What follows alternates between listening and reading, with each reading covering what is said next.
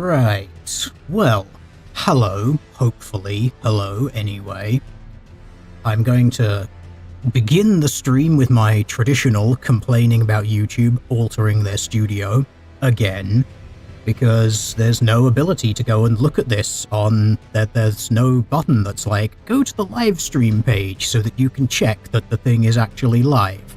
Thank you, YouTube, you are continuing your wonderful plan of making your platform less and less usable by the day.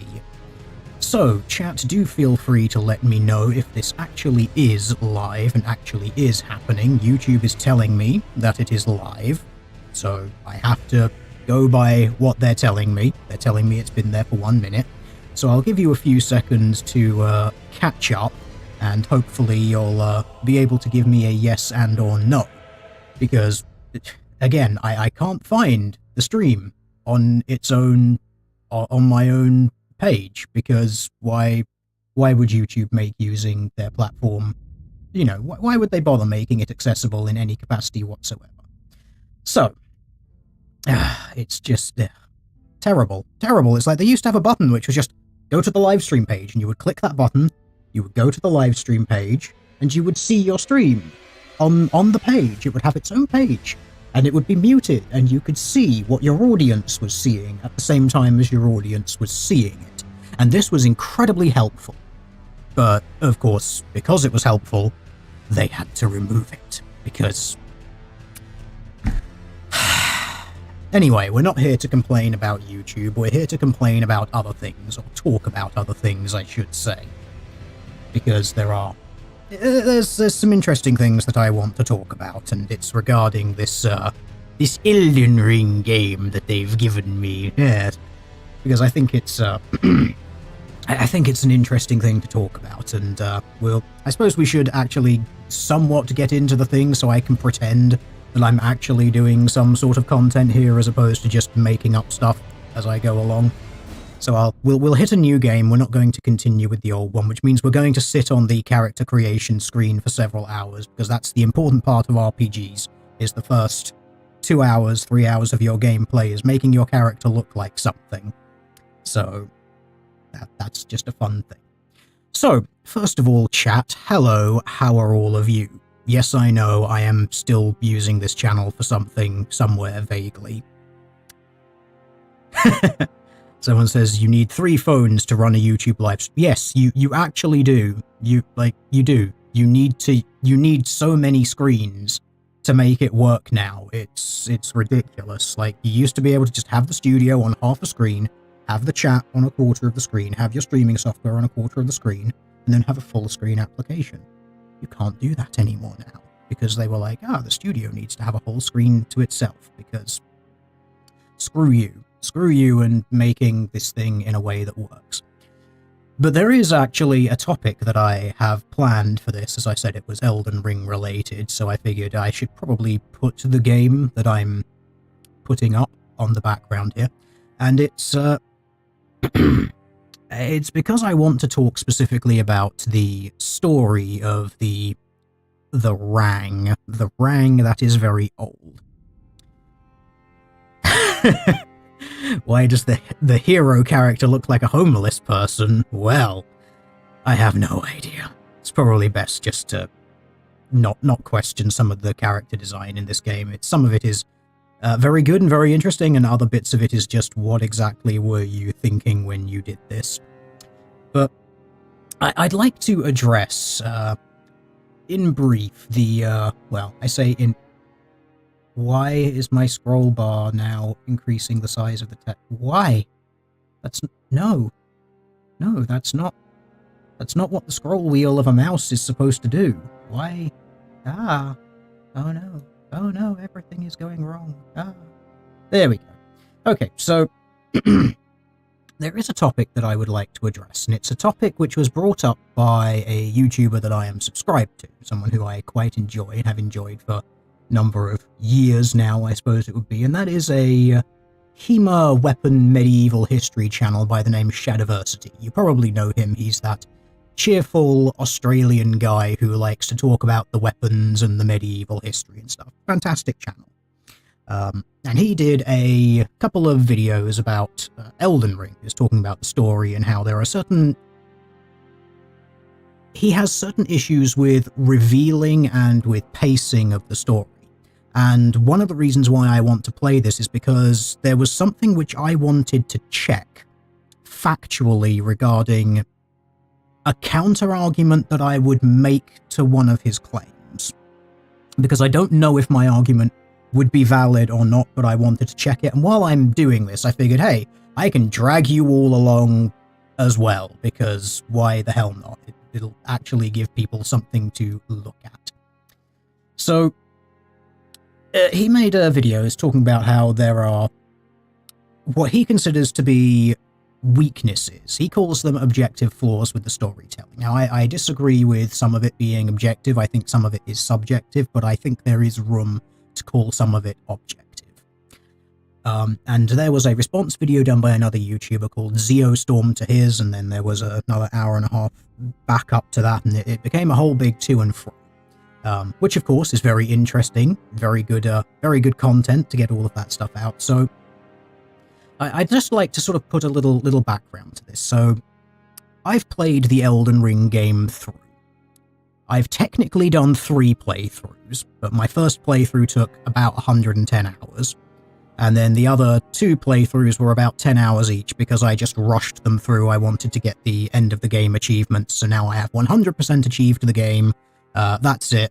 Now I can just do stuff for fun because my dumb OCD was like, I need to get all of the achievements. Yeah, why not?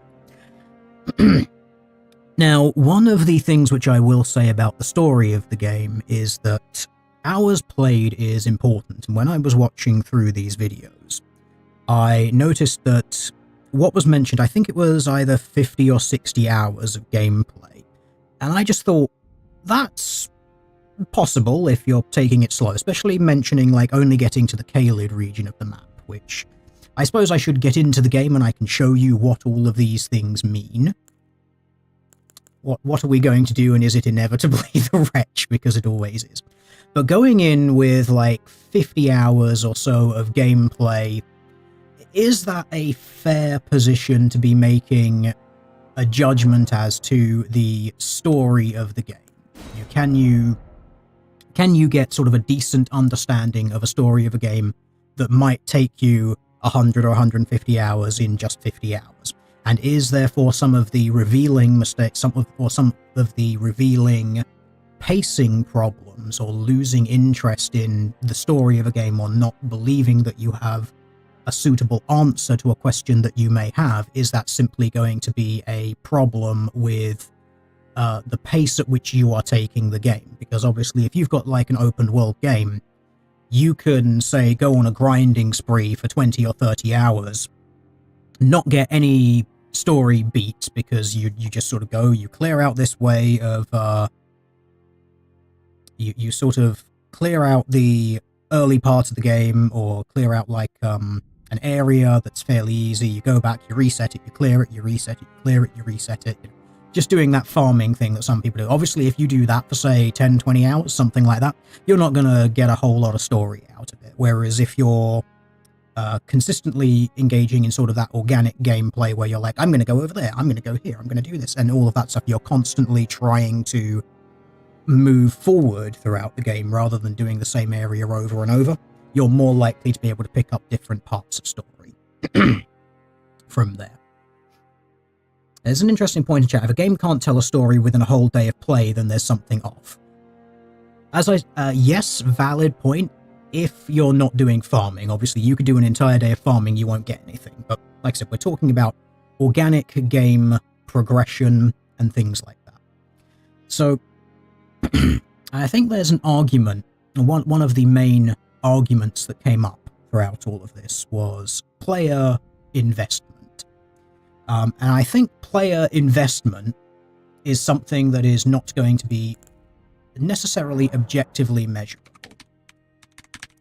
We're going to bring back Derpington the Mage, because I haven't done a mage build in these games, so I think player investment is going to be something that changes depending on person to person. We'll let the little cutscene play here since we're talking about story. We'll indulge the story of the game since that's the topic.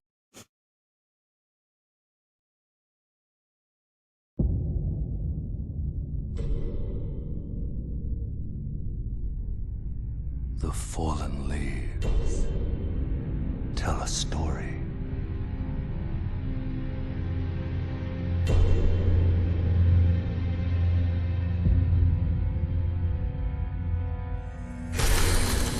The great Elden Ring was shattered. In our home, across the fog, the lands between.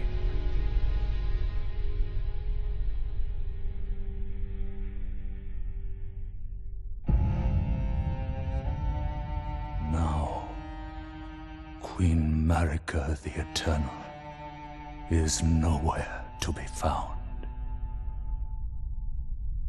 And in the night of the Black Knives, Godwyn the Golden was first to perish. Soon, Marika's offspring, demigods all, claimed the shards of the Elden Ring.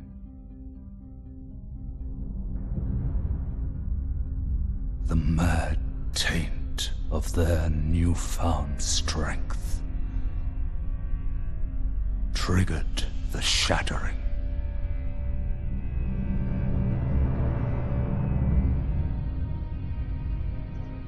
A war from which no lord arose.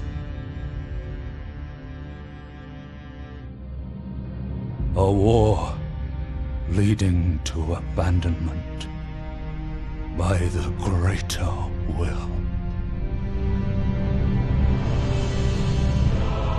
Oh, rise now, ye tarnished, ye dead who yet live. The call of long-lost grace speaks to us all.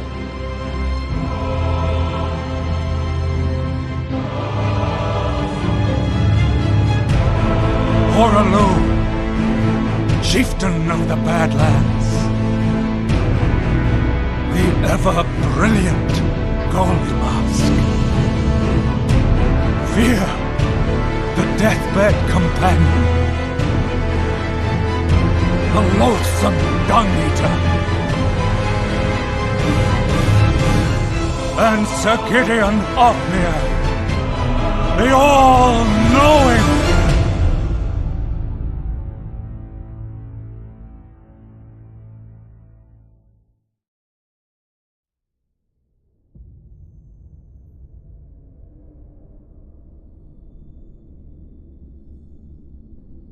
And one other, whom grace would again bless. A tarnished of no renown.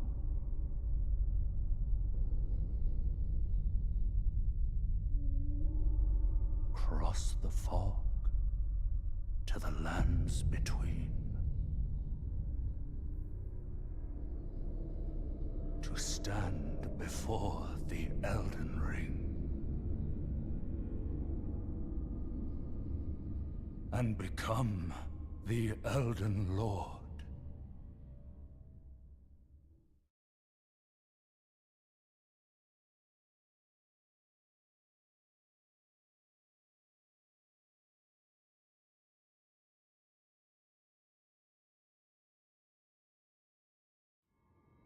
There we go, now we get into gameplay good and proper. Now, the reason that I let that play out is because we're talking about things like player investment and objective storytelling.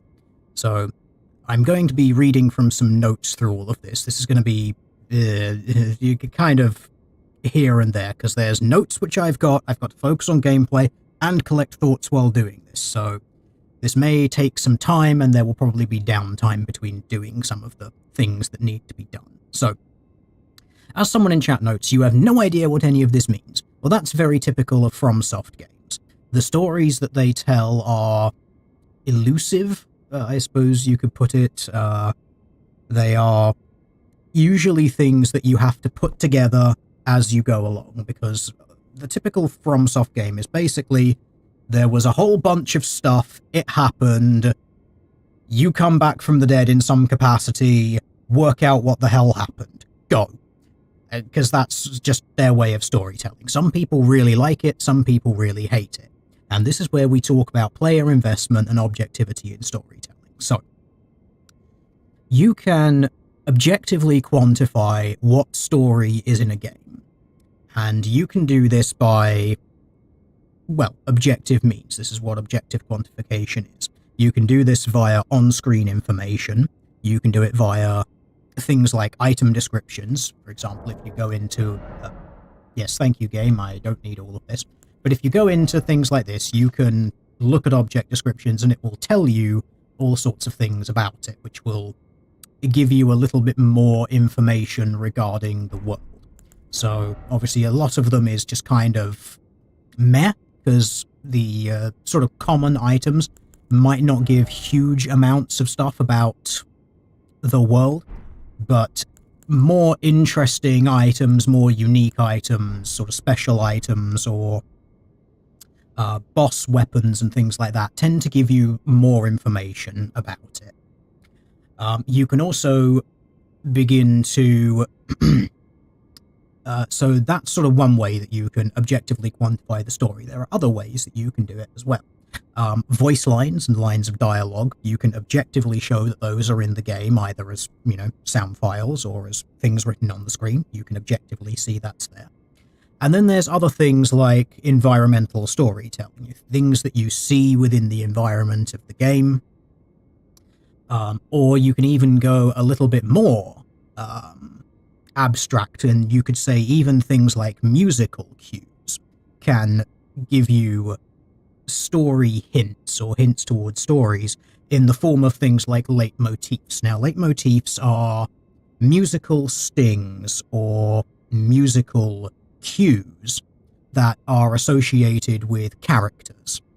So, to give an example of this, which isn't Elden Ring related, but is quite a famous one in video games, is the use of the theme music titled Invincible for the character Arthas Menethil in World of Warcraft, and, well, Warcraft 3. And it's that very sort of mournful piece, that and that piece of music tends to come up associated with that character. And there have even been times later on, more recently in the Shadowlands expansion, I think they called it, where they bring back that piece of music. And obviously that piece of music evokes, this character, this story, and therefore it sort of ties this in. That's very, that's sort of a slightly more abstracted way of saying this is a part of objective storytelling, because it's not necessarily explicitly telling you story in the sense of, here is something on the screen that is objectively showing you, you know, as an item description would, or something like that. But it hints towards something, and that's quite, like I said, it's a sort of abstracted way of storytelling, but it is also something that you could put in the category of objective storytelling. Now, the investment that you have in this, that's going to be something that depends simply on how much you care about those characters. Now, there are some things, and now that's something which I think is more difficult to quantify when you talk about objective storytelling. And for instance, Shad brought up this point of basically saying there were certain things that I don't know about and therefore don't care about. It's like, okay, that's completely fine and reasonable. But you're caring about a character. You're caring about something that happens in the world. You're caring about an event that happened, or that is happening, or that's going to happen, or a character that you see, or following the story of, say, an item, or even something much more abstracted, such as what the Elden Ring is and things like that. That's going to vary from person to person. I don't think you could objectively quantify player investment or player interest Now, I would think that by looking at, say, objective storytelling, that is, what is objectively presented within the game, either, as we've covered, in the form of things which are written on the screen, in forms of things which are shown to you in one way or another, you could objectively quantify the amount of time that something is given on screen or in whatever performance, of whatever way it is like that, and that you could correlate, I suppose, that time to how much you would expect someone to invest in it. Obviously, the more exposure someone has to something, the more likely they are to become interested in it. But you could also go another way and say that too much of something makes people go, oh god, this thing again, why are we still talking about this particular thing or still doing this sort of thing? So I think it would be very difficult to put player investment into something that you could say could be measured objectively, because I think there's quite a lot of subjectivity that's going on. Now, one thing that I will say about this is that people who like mystery in these sorts of games, these FromSoft style games, they are going to find it a lot easier to care about these things. They're going to find it a lot easier to become immersed within these things. And Shad mentioned that he didn't care about some of the things because he didn't understand what it was. He didn't have that investment. Now, as someone says in chat, this is correct and something which I've got which I mentioned a little earlier, and I've got a bit more in the write-up, is you could quantify the time players spend with story-related game elements. Farming isn't story. Yes, that's basically a good summary of what I pointed out a little while ago. That is, if someone is basically just farming, they're not engaging in sort of organic gameplay, you can't really say that this is story. Like, what I'm doing right now, I'm just running around, you're not really going to be getting a whole lot of story out of this. Like, I mean, we can say, like, oh, there's a church, it's called, what was it, the Church of Absolution, or the Cathedral of Absolution, or whatever it was. That gives you a little bit of story. We can see that there's some statues. Okay, maybe these people are important, maybe they're not, maybe they're plot elements. You can see the statue that's... I get all of the names wrong in this game, because this game has a habit of giving people very similar names. Like, there's a Godfrey, a Godwin, and a God something or other. There's a Marika, a Malika, a Michaela, all sorts of things like that. So I tend to get a lot of these game things confused. But you can see there's a person there. They have rings behind them. They're in this sort of messianic crucifixional pose. Maybe this is something relevant to the story. Maybe it isn't. That's environmental storytelling. Well, it is relevant to the story. You find that out by finishing the game.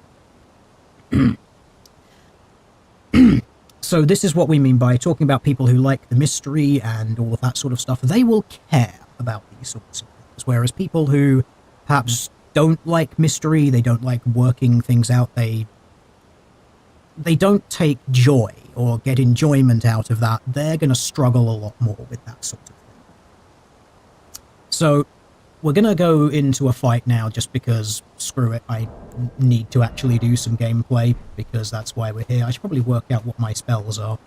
Oh, fires projectiles from glintstone, does a horizontal thing. Okay, so we're probably just... So that's our basic pew-pew spell. It doesn't really matter. This is the traditional Souls boss, the first thing you encounter that kills you, and then you continue with the story, or you kill it, and then the game is like, ah, we need to find some other way of doing it.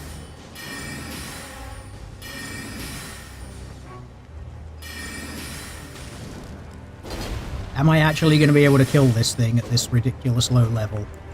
Maybe. Let's see.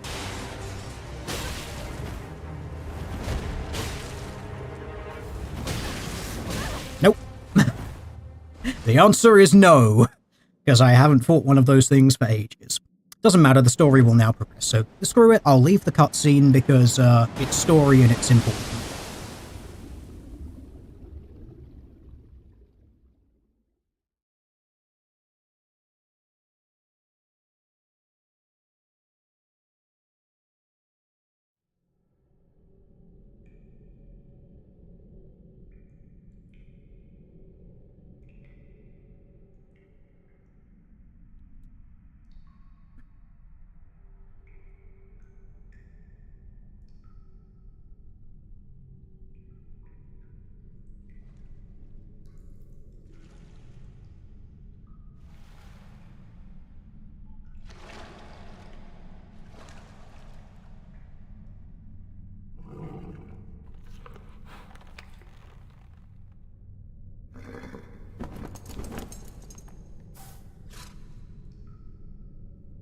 Don't worry, Torrent. Fortune is on her side. We found her here after all.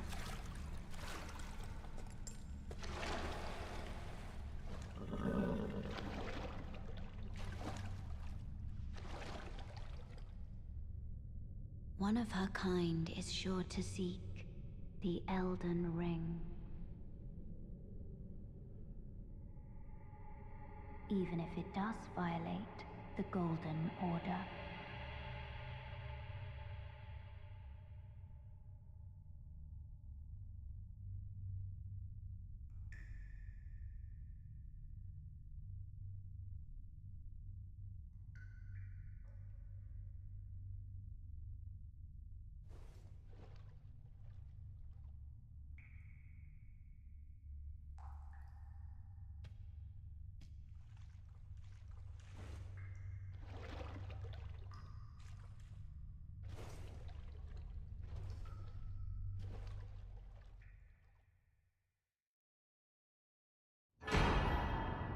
So the wonders of, again, objective storytelling. This is something that is objectively within the game. You can see that it is there. It's telling you things about the world.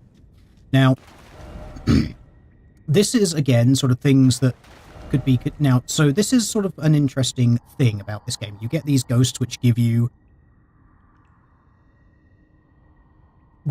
sort of story elements. It gives you ideas as to what it is that you're supposed to do within the game. You can say that things like this are objectively put there by developers to give you an idea of what the story is, which I think is quite an important thing, because there's something which I wanted to check later on in this game regarding story revealing, because I think there's a difference between revealing of story and accessibility to story. But I'm going to sort of go through a little bit more with the write-up very badly while I play this game terribly in the background. So, going back to the point of the video here, Shad mentioned not caring because he didn't understand some of the story. So, an example of this was he didn't understand why Caelid, which is a region of the game, is affected by something called the Scarlet Rot. Now, the Scarlet Rot in this game, mechanically, it's basically just a damage over time effect, but there is a lore reason why it exists within the world. And why it is in basically one region, which is the Caelid region, which is a region that is basically taken over by this weird, deforming blight thing. Like, everything in that region is this sort of horrible, bloody mass of mutated weirdness. And I found that unusual, because when I was playing through it, and I can't remember where or how I came to understand this, but I understood why that happened, and it was because two of the demigod characters, which were mentioned in sort of the early part of this game, basically went to war with each other within that region, and the Scarlet Rot was one of them basically saying, okay, this is my last-ditch attempt to destroy you, effectively. So it was basically the equivalent of glassing the region, but doing it with biological warfare. And that's where I want to sort of talk about the differences sort of between accessibility and revealing within a story. So,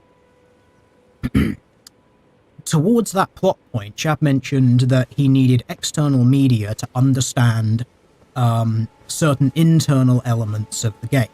Now, I agree that needing external media to understand parts of the media that you're engaging with, that is, if you are engaged with a piece of media and you have to cease engagement with that piece of media to go and engage with another piece of media to understand the thing that you left, then that is an objective flaw with the storytelling of that piece of media. However, some of it may come down to revealing errors or revealing problems, and that is something which I think can also be tied to hours of investment within a game. So, for instance, if you have a question, the question may be answered at a later stage in the game. Now, if you choose at that earlier point to go to an external piece of media to understand something that would be explained to you later if you played the game organically, I don't think it's fair to then blame the game for that, or to say that that's a problem with the storytelling of the game. That, I think, would just basically be like, you were impatient and wanted an answer to a question, which is completely reasonable, by the way. Obviously, people are naturally inquisitive, naturally curious. It's like, oh, I want to know why this happened. And, I have a question about it, and I want to know the answer to that question now. So you would leave the game and you would go and look it up and see if someone else has figured out the answer. But that's then not a problem with the gameplay, or a problem with revealing or pacing with the game. So, continuing on, so that, like I said, that's one major problem that I agree with. Now, one problem that there is with FromSoft games, and this is quite a continuous thing, there are times when you will have answers to certain questions that you may have regarding the game, and you will be able to miss them. And this is where you get into things, and it's like, okay, is this objective or subjective? Because some of this is you're going to miss them because of lack of exploring. And this is not so bad in some games because players can backtrack. And the important thing to note about this is that Elden Ring is an open world. Now, this is a problem with Elden Ring compared to things like Dark Souls, Demon Souls, even things like Bloodborne or Sekiro. Open worlds lend themselves more to missing things. We're going to have a little bit of story here because I'm sure you don't want to listen to me rambling all the time. Oh, yes. Tarnished, are we? Come to the lands between for the Elden Ring? Of course you have. No shame in it. Unfortunately for you, however, you are maidenless. Without guidance, without the strength of runes, and without an invitation to the Round Table Hold, you are fated, it seems, to die in obscurity. Thank you for that. Let's just exhaust your dialogue, because why not? For you, however, there is one shining ray of hope for even the maidenless. Me. Vare. Take care to listen. Are you familiar with grace? The golden light that gives life to you tarnished. You may also behold its golden rays, pointing in a particular direction at times. That is the guidance of grace, the path that a tarnished must travel. Indeed. Grace's guidance holds the answers. It will lead you tarnished to the path you are meant to follow, even if it leads you to your grave. So this is a point where you could say this is objective storytelling. It's telling you something about the world, but it's also serving as a game mechanic thing, that you get these sites of grace, which is basically this game's equivalent to bonfires. You see these streaming arcs of golden light which appear on your map, and they kind of point you in a direction that you're supposed to go. So this, I think, is a fairly good introduction to what I mean when I say that there are ways that game developers can do things to encourage you in certain directions when it comes to storytelling. So, this is where I want to go back to the open world point, which I've got written down here. So, Elden Ring is an open world. Open worlds lend themselves to missing things, and this is a good argument for more linear level design, as opposed to open world you can go anywhere and do anything you want whenever. So, a major problem comes with this when major plot points can be missed. So, I would suggest that a way of quantifying this, and it's going to be something that's somewhat difficult to quantify, is when the game is pointing you in a certain direction, how basically along that path or off that path is certain story points. So for instance, you go to this point of grace. If you go to the map, you'll notice it says there is an NPC at this point. Now, I would say that that is effectively, objectively telling you that there is an NPC here, you need to do things. Like, you need to do things to them, you need to talk to them, you need to investigate this area. It's something important for you to pay attention to. Now, if a major plot point is something which is off what would be considered the obvious route of the game, I think you could make stronger cases that that is something which could be considered a problem or a flaw in the storytelling. But like I said, I think this is something that's going to be fairly difficult to actually objectively quantify. And one problem with this is major story points, or what could be considered a major plot point, I think is also something that is difficult to objectively quantify. Like, how much story do you objectively need to understand a story? And this comes to something that I don't know what to call it. Like, I don't know how you would say that, you know, this is down to... I don't know whether I'd say the intelligence of the person playing the game, because I don't think it's an intelligence thing, or it's how you understand things, how good you are at putting things together, and that some people may need a little more prompting to understand something. They may need something explained more simply, whereas some people might be able to sort of look at a couple of fairly abstract points and put them together and go, ah, that's what this means, and they don't necessarily need it.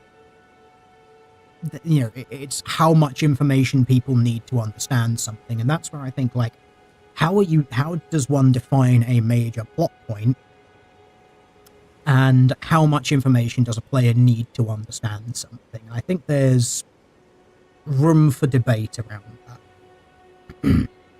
And this is one thing which I want to talk about with regards especially to the Shad ZioStorm scenario, and that is that when it comes, I think that Shad in some cases has a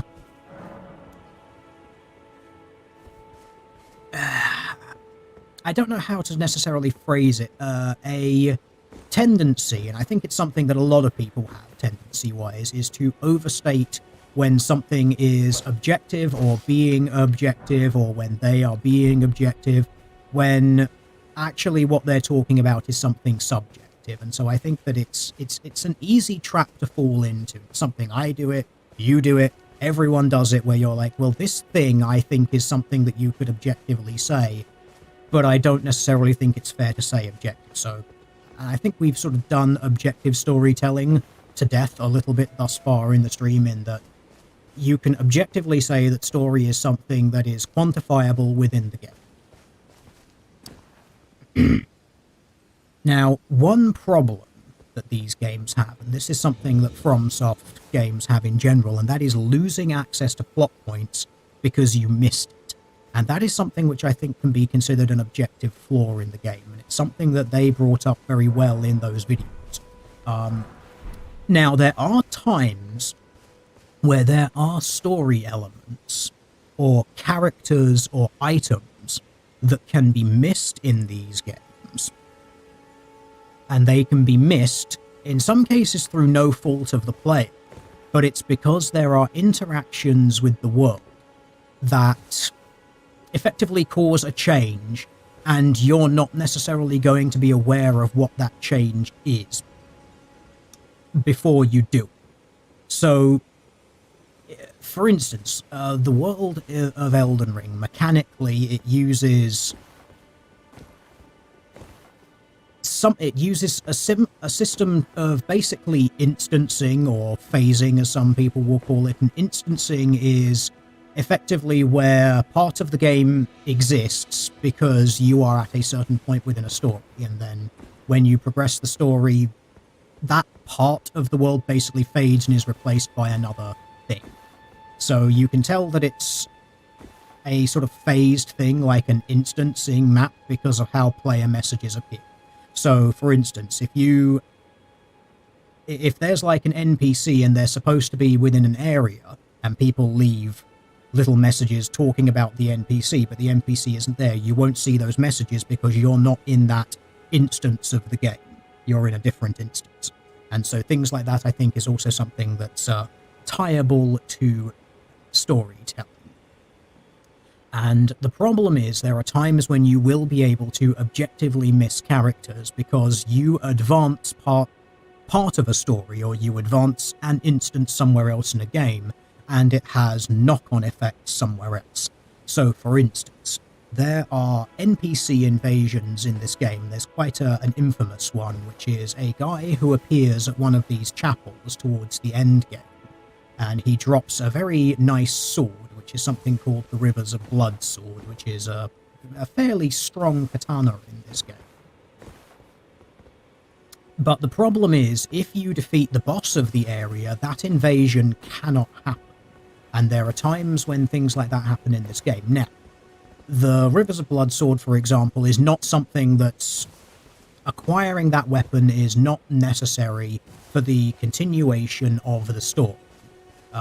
There's obviously, you look at the item description, it gives you a little bit of sort of background lore, but it's not anything that's going to be like, this majorly impacts the major point of the story. It's not a major plot point. But the case stands that because you have done something in the game which could be considered more linear to going off to the side to do that thing, you then lose access to that thing, and that could be considered an objective part of the, or sort of an objective part of storytelling, and could absolutely be considered an objective flaw within storytelling, and that is when you miss a point, or when you are able to miss a point, like an NPC, an important NPC that will tell you something relevant to the main story of the game, and you just won't get it, because you did something else already, and therefore that, say, NPC won't appear to give you that information. We shall continue on. I think you get story when you stop at this particular site of grace as well. I can't remember. No, you don't. That's disappointing. Now, this is a point which I wanted to check, and that's this specific NPC who is a merchant. Now, we've mentioned item descriptions in this game, and I would suggest that, obviously, item descriptions is something important to the story of the game, because there are items in the game that you necessarily need, and you need, I would say, to interact with them to understand what they do. You need to go and you need to press the X button to change the display to this in order to see what it is. Now, there are, when you get later on in the game, there are great runes that you get from destroying bosses, but they don't do anything until you charge them up, basically, by going to Holy Divine Towers. Now, there's no way that you would know that unless you read the item description.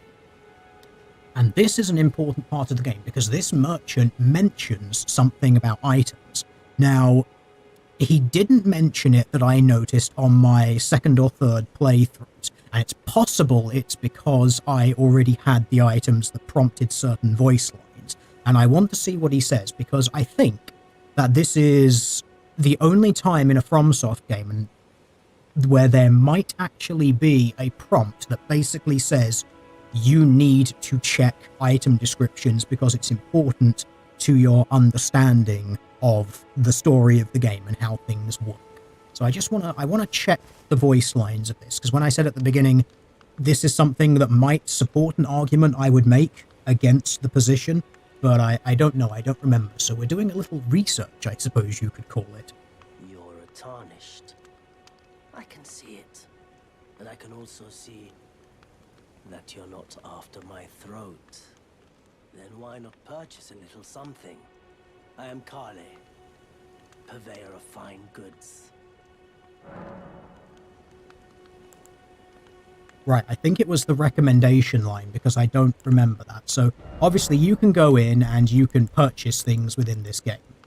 Now, I want to see what the recommendation is, because there's these items which are very important.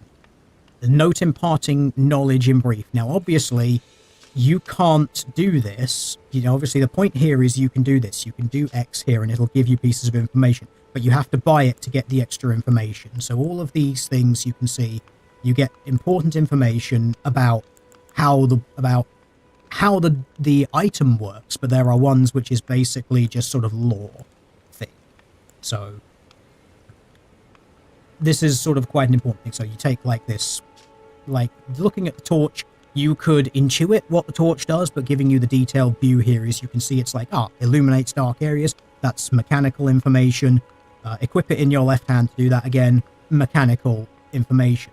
Or you get things like this, which is just basically flavor text, I suppose you could call it, standard issue for ordinary soldiers, plain in appearance, okay, whatever. It gives you that little bit of sort of world building.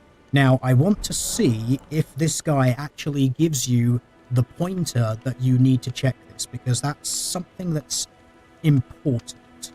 You know, if you can spare the rooms, you should buy yourself a crafting kit. A crafting kit allows you to make basic items on your own. Essential, really, if you intend to survive out here for any duration. The kit costs a bundle, and I admit I do take my cut. But the important thing is that you survive. Every customer counts, after all. You know, if you can, you should buy yourself a crafting essential. The kit costs, but the important. Okay, so he does just the same thing. So he doesn't actually prompt towards the things that are necessary for the story element, the little things like that. It might be in this, though. This is why I want to check these voice lines. I am of a nomadic people, selling wares as I travel. The land has been tainted by madness since the shattering of the Elden Ring. It's only tarnished like yourself, who keep things from drying up entirely. Let's say you're a very welcome customer. Okay, so he doesn't actually do the voice line. But these things is sort of important, because when you buy it, it actually tells you that, you know, you need to press X to see the information that is contained within it. And that, I think, is basically the closest thing that you get in this game, or any FromSoft game, to the developers basically telling you, hey, you need to check your item descriptions because they give you some important information regarding world building, which is going to be important from a lore perspective. So I'm going to get a couple of 100 runes, and I'm going to see it, because I just want to quickly check again the... Yes, thank you, game. I know how to game. I've done the game many times. I am aware of how to game. It's fine, don't worry. But I want to check in brief what the actual thing says. I think it is basically just press X to read. Oh god, like, magic is so easy. So it makes this game so much easier. Obviously, my first playthrough of this, I basically just went typical sword and board. I'm going to smack the crap out of everything with a very large weapon, and it was quite fun. Really, rather jolly good fun, as some might say. So, I think the things are only a couple of 100, but I want to go back and check it. As someone correctly points out, research on stream? Impossible! Yes, I know. I'm terrible for these sorts of things. Yes, the game pop-ups are a little annoying in this. Wait, well, you're back. Yes. I wish to purchase a piece of information. One information, please. Thank you. Goodbye. Nice to do bit. So this is something which falls into the... This is, like I said, as far as I'm aware, this is as close as a FromSoft game has come to basically saying, hey, checking item descriptions is important. You buy the thing, obviously you would buy the thing that tells you it gives you information, and I would think that a reasonable player would say, okay, I need to go and check that, and then the game is like, examine this using X. So this is, as far as I'm aware, the closest thing that a FromSoft game has basically ever done to telling players you need to examine items, because examining information is important. Examining these things will give you bits of information that you need. And obviously the fact that the prompt is the same, you can see the prompt on the screen at the bottom is the same for these things as opposed to any other item that you might get. I think that's as close as it's coming to basically saying, hey, you need to check item descriptions, because that's going to give you not only important mechanical things, but it's also a way of introducing you to lore within the game. So I think that's something that's very important to mention. And this leads us on to the concept of accessibility versus investment in story. And I think a point that was being made throughout the Shab video was, I think a lot of it came down more to an argument of accessibility when it came to storytelling. So they mentioned in that particular stream or video, whatever it was, whether there should be an option for, say, audio prompts or audio descriptions for items.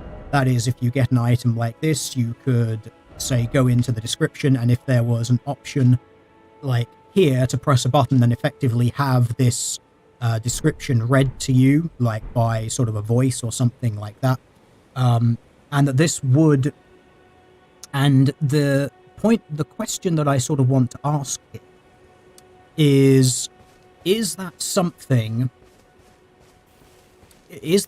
that would actually make telling the story easier or not? And I don't think that it would. The reason being, the game has already established that in a way that I consider to be fairly explicit via the first merchant that you find selling you things that are like, hey, check item descriptions, dummy. I think that is the game being as explicit as it can be, or as explicit as is reasonable, to tell you that you need to do this, and that this is a thing that matters. And that I don't think that having, for example, the audio read to you by a voice or something like that, which I think is different from, like I said, I think that's an accessibility argument, not a revealing argument. And I don't think that that would actually make the story any easier. The reason being, it's telling you things that are already in the game. It's basically just a voiceover that's like, hey, this item description, we're going to read it to you now. It's okay, it's a point of accessibility, I think, but not a point of actually telling the story. Now, I think that the accessibility argument is one that can be quite good, in like how easy it is for people to find certain things in the game, how easy it is for them to get pieces of information. I think that that is sort of an important part of the game, and it's something that can definitely be considered. But if it's effectively just a reiteration of something that is already in the game, are you actually benefiting? Is that improving the game itself? Is that improving the story of the game? And I would say no, because it's basically just giving you something that's already in the game. Like, you could already have that piece of information if you just read the thing. Like, having a button that's like, I'm going to read the description to you, well, like I said, it's doing the same thing. It's doing what is already in the game. Now, I'm all in favor of the accessibility argument of just sort of saying, like, hey, if there's this thing that gives you the information in a different form, that could be useful, but would it actually enhance the story? I disagree. But I think it's an interesting one to bring up anyway. And what I want to, the main sort of point that I want to hammer in there is that this is not, is that something like that, something like a written description on the screen versus, say, like a voiceover telling you the story or something like that, is not a problem with revealing of the story. It is a problem with how people access the revealing of the story. And I think those two things are actually different from each other, and they need to be recognized as being different from each other. So, going on with the write-up there, I've checked the merchant lines. They didn't do the thing. So, what I will say about these games is, even by my fairly methodical 100 or so hours of doing the first playthrough, I still do have many questions about the game and about how it works and things like that. So, some of the questions are things like, what exactly are, for instance, the two fingers in the game? Now, I don't actually know what they are or how they are or who they are or anything like that. They appear to just be some physical manifestation of what is in the game referred to as the greater will, which is something that characters talk about in this game. But why is that the physical manifestation? I have no particular idea. Why are they... why is this the ruler of the dead thing? Don't know. Why are the fingers that you find throughout the game, why are so many of them dead? It's probably to represent the demigods that were talked about in this game turning their back on them, which would explain why the Rani Renala Queen Moonlight thing's fingers are still alive. It's because they're sort of still kind of doing the thing that they're supposed to be doing. They didn't turn their back on the will, and so it's sort of an interesting thing like that. But I still have questions like, why exactly is it fingers? And part of my theory crafting when I was going through the game the first time was, oh, well, maybe it's something to do with, the giants that were in the game beforehand. Maybe because you discover repeatedly throughout this game, giant skeletons, or giant dead things. And I was like, oh, well, maybe it's something to do with those.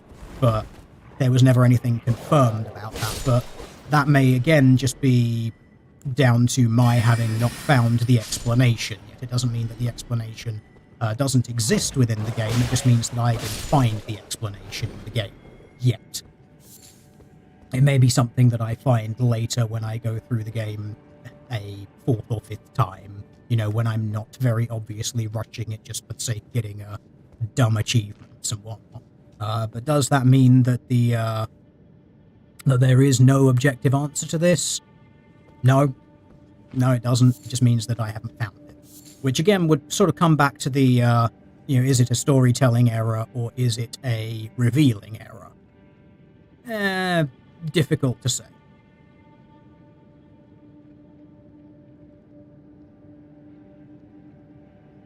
So counterpoint here, why from the chat, how many people here know who the one that ordered the Glowmide Queen and the Godskin to go out and murder gods is, and more importantly, why that's in the game?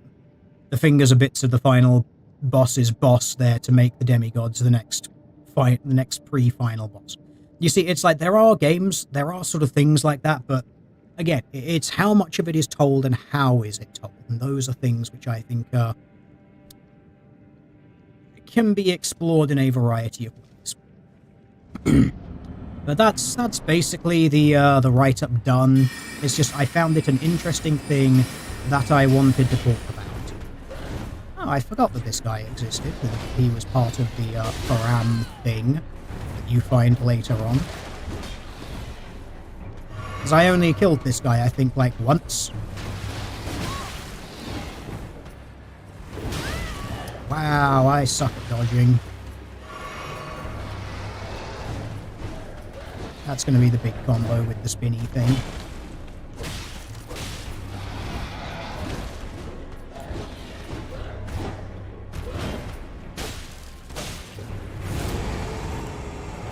I wonder what this spell does. Oh, I don't have enough mana.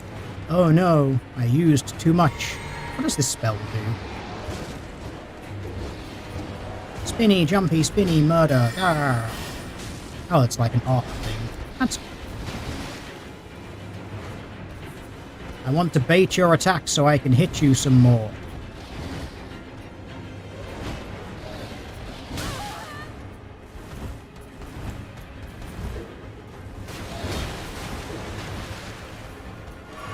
See, this is the problem with playing games like this, is you have to focus so much on what you're doing that you basically sort of lose the ability to speak a little bit, because it's like, no, I actually have to focus on something here.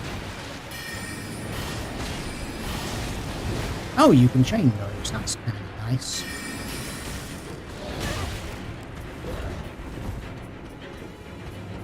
I'm still sort of working out how magic in these games works, because obviously I didn't magic my first character. I just did, I'm going to smack the crap out of you with giant weapons, because weapons are fun. Because who needs int and spells when you can just hit things with giant weapons and it's fun? So what was the purpose of this? I don't remember. Anyway, I think I've pretty much done the thing that I wanted to speak about, because why the hell not? I thought it was an interesting topic to deal with. So, chat, I suppose we can now just kind of meh. We can just hang out, we can just chill. You can just ask silly questions and whatnot. So, well, what is the chatly chat thing saying? So yeah, your issue is Chad wants to tell and barely show in his book, and wants to show and wants to show and never tell. There's a possibility there that it's just a sort of difference in how people tell stories and how they like having stories told and or explained. I did find the sort of slight appeal to authority of I am an author and have written to be a little bit of a kind of, okay, but like, that doesn't necessarily mean that, you know, your method of storytelling is going to do better than other people's, or that other people's is better and or worse. It's kind of like, okay, it's a nice authority to appeal to, but that doesn't actually necessarily help. But, yeah. It's sort of interesting, you know, like, what does one consider to be objective storytelling versus the subjective angle? Like I said, I think objectively you can point to what's in the game and the pacing at which things appear in the game, the wheres and the whens.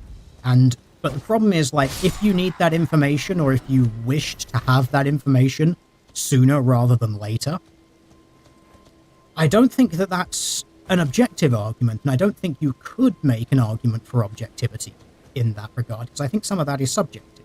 So it's kind of like, yeah, who really knows?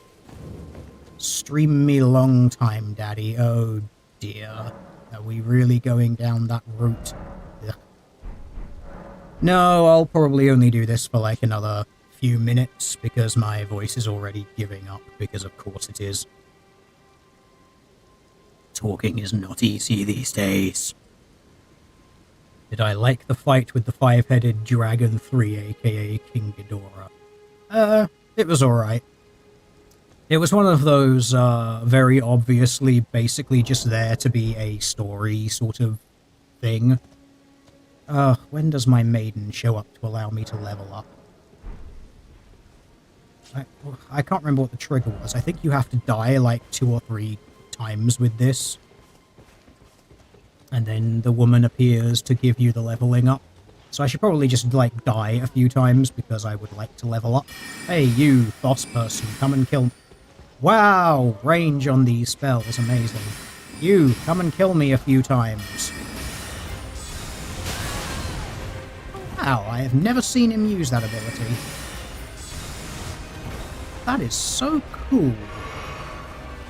I never saw him use that ability before, because obviously being a non-spell flinger.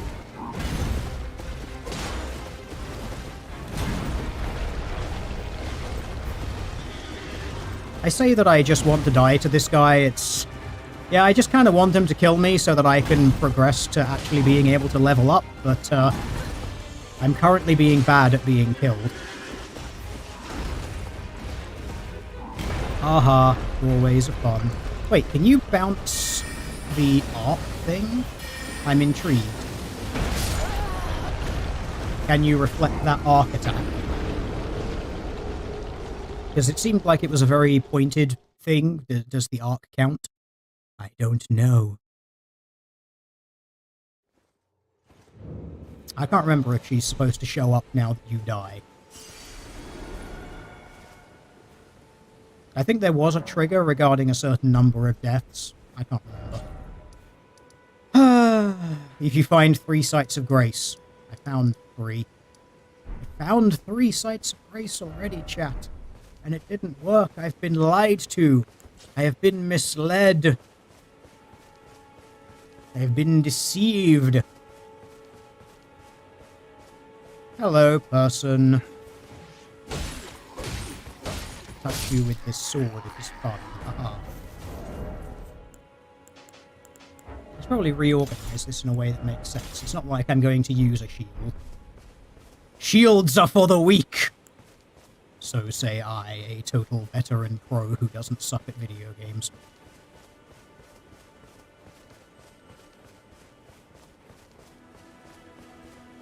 Oh, he can bounce any projectile spell. Well, that kinda sucks. But, okay.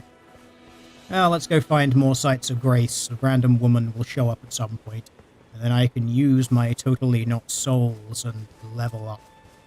Oh, it's 3 sites with the yellow splooge. Meh. Thank you, game, for explaining this mechanic to me. I suppose the point is it's not a mechanic, so...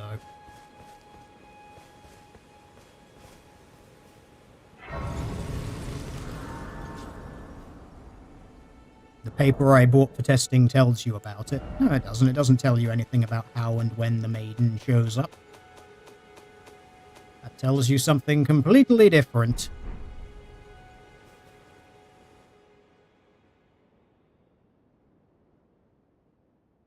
Here we go, the wench has arrived, yay.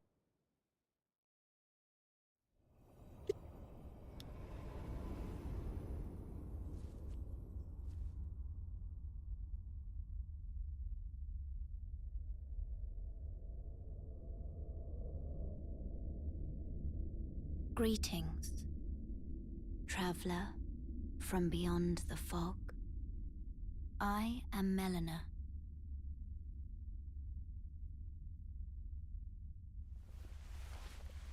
You're maidenless. How very.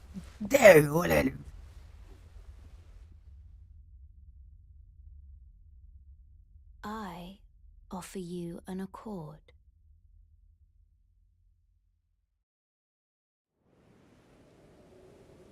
Have you heard of the Finger Maidens?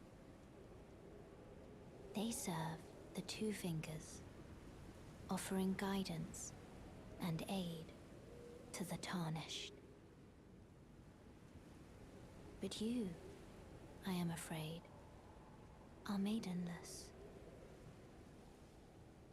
I can play the role of maiden, turning runes into strength to aid you in your search for the Elden Ring. You need only take me with you to the foot of the Erd Tree. I always wondered what happens if you refuse this. I probably shouldn't in case it breaks the game, but you know I don't actually care because I'm done playing this game, so I'm going to refuse. No, I don't want your maiden. Go away. I'm asking you to put faith in but a stranger, yet I'm certain that we can reach an understanding. Summon me by grace, if you should reconsider. Okay, thanks. Can I still level up without her? I'm intrigued. I've never taken this option before. I wonder mechanically how it works. Oh no, you actually have to accept her accord in order to do it. That's quite interesting. Okay, fine, I will accept your accord, but only because I want to level up. Have you reconsidered then it's settled. That's interesting. I bequeath to you this. Yes, thank you. I have a Use it. pony It will now. summon Useful. Torrent has chosen treat him with. Shall I turn you? Let my share them with me. Yes. Your thoughts. I know how games work. This is something which I've noticed actually about the Elden Ring game. It's a lot more difficult to, and I say difficult in that I didn't remember finding a single instance where like accepting an accord or accepting an agreement with one of the NPCs would like mess up the story or the quest with another one. Like I don't remember that happening. It's like in say Dark Souls 3, if you took, I think it was the, what was it, the Borrower faction or something like that, the crazy ones where you turned into that purple guy.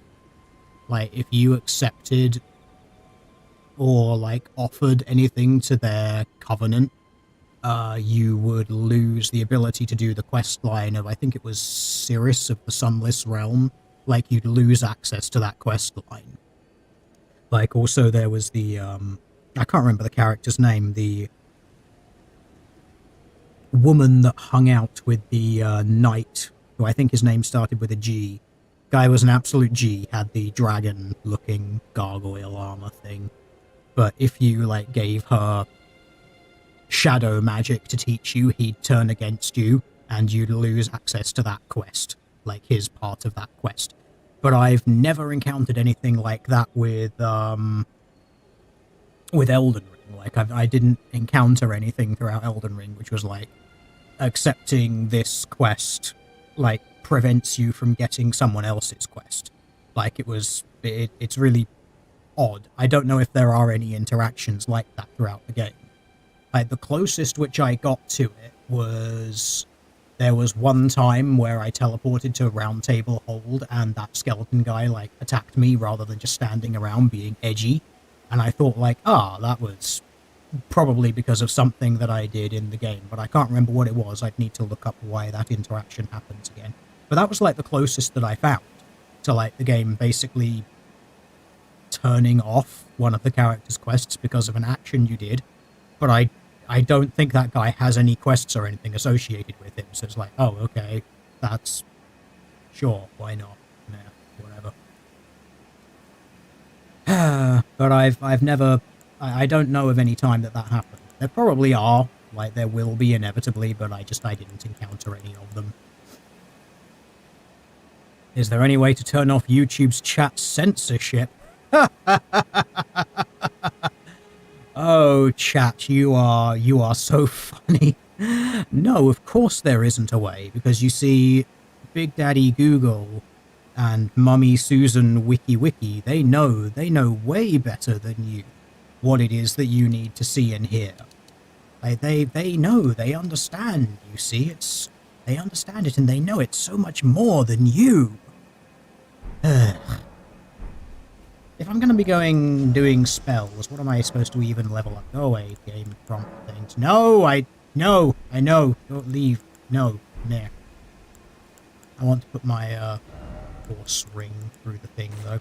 I think it's just basically going to be like a solid int faith build, because I want to do all of the spells, because I've already done all of the hitting. So yes, I guess we're just going to go intelligence and faith. Yeah. Which is an interesting thing in this game, that it's, there are actually incantations which you would think would be faith that actually require only intelligence to level up, which I found very interesting and slightly disappointing, because it's like, no, what's the point of, like, having intelligence and faith? The entire point of these games is that, who needs intelligence when you have faith? It's far more important, yes, as you see.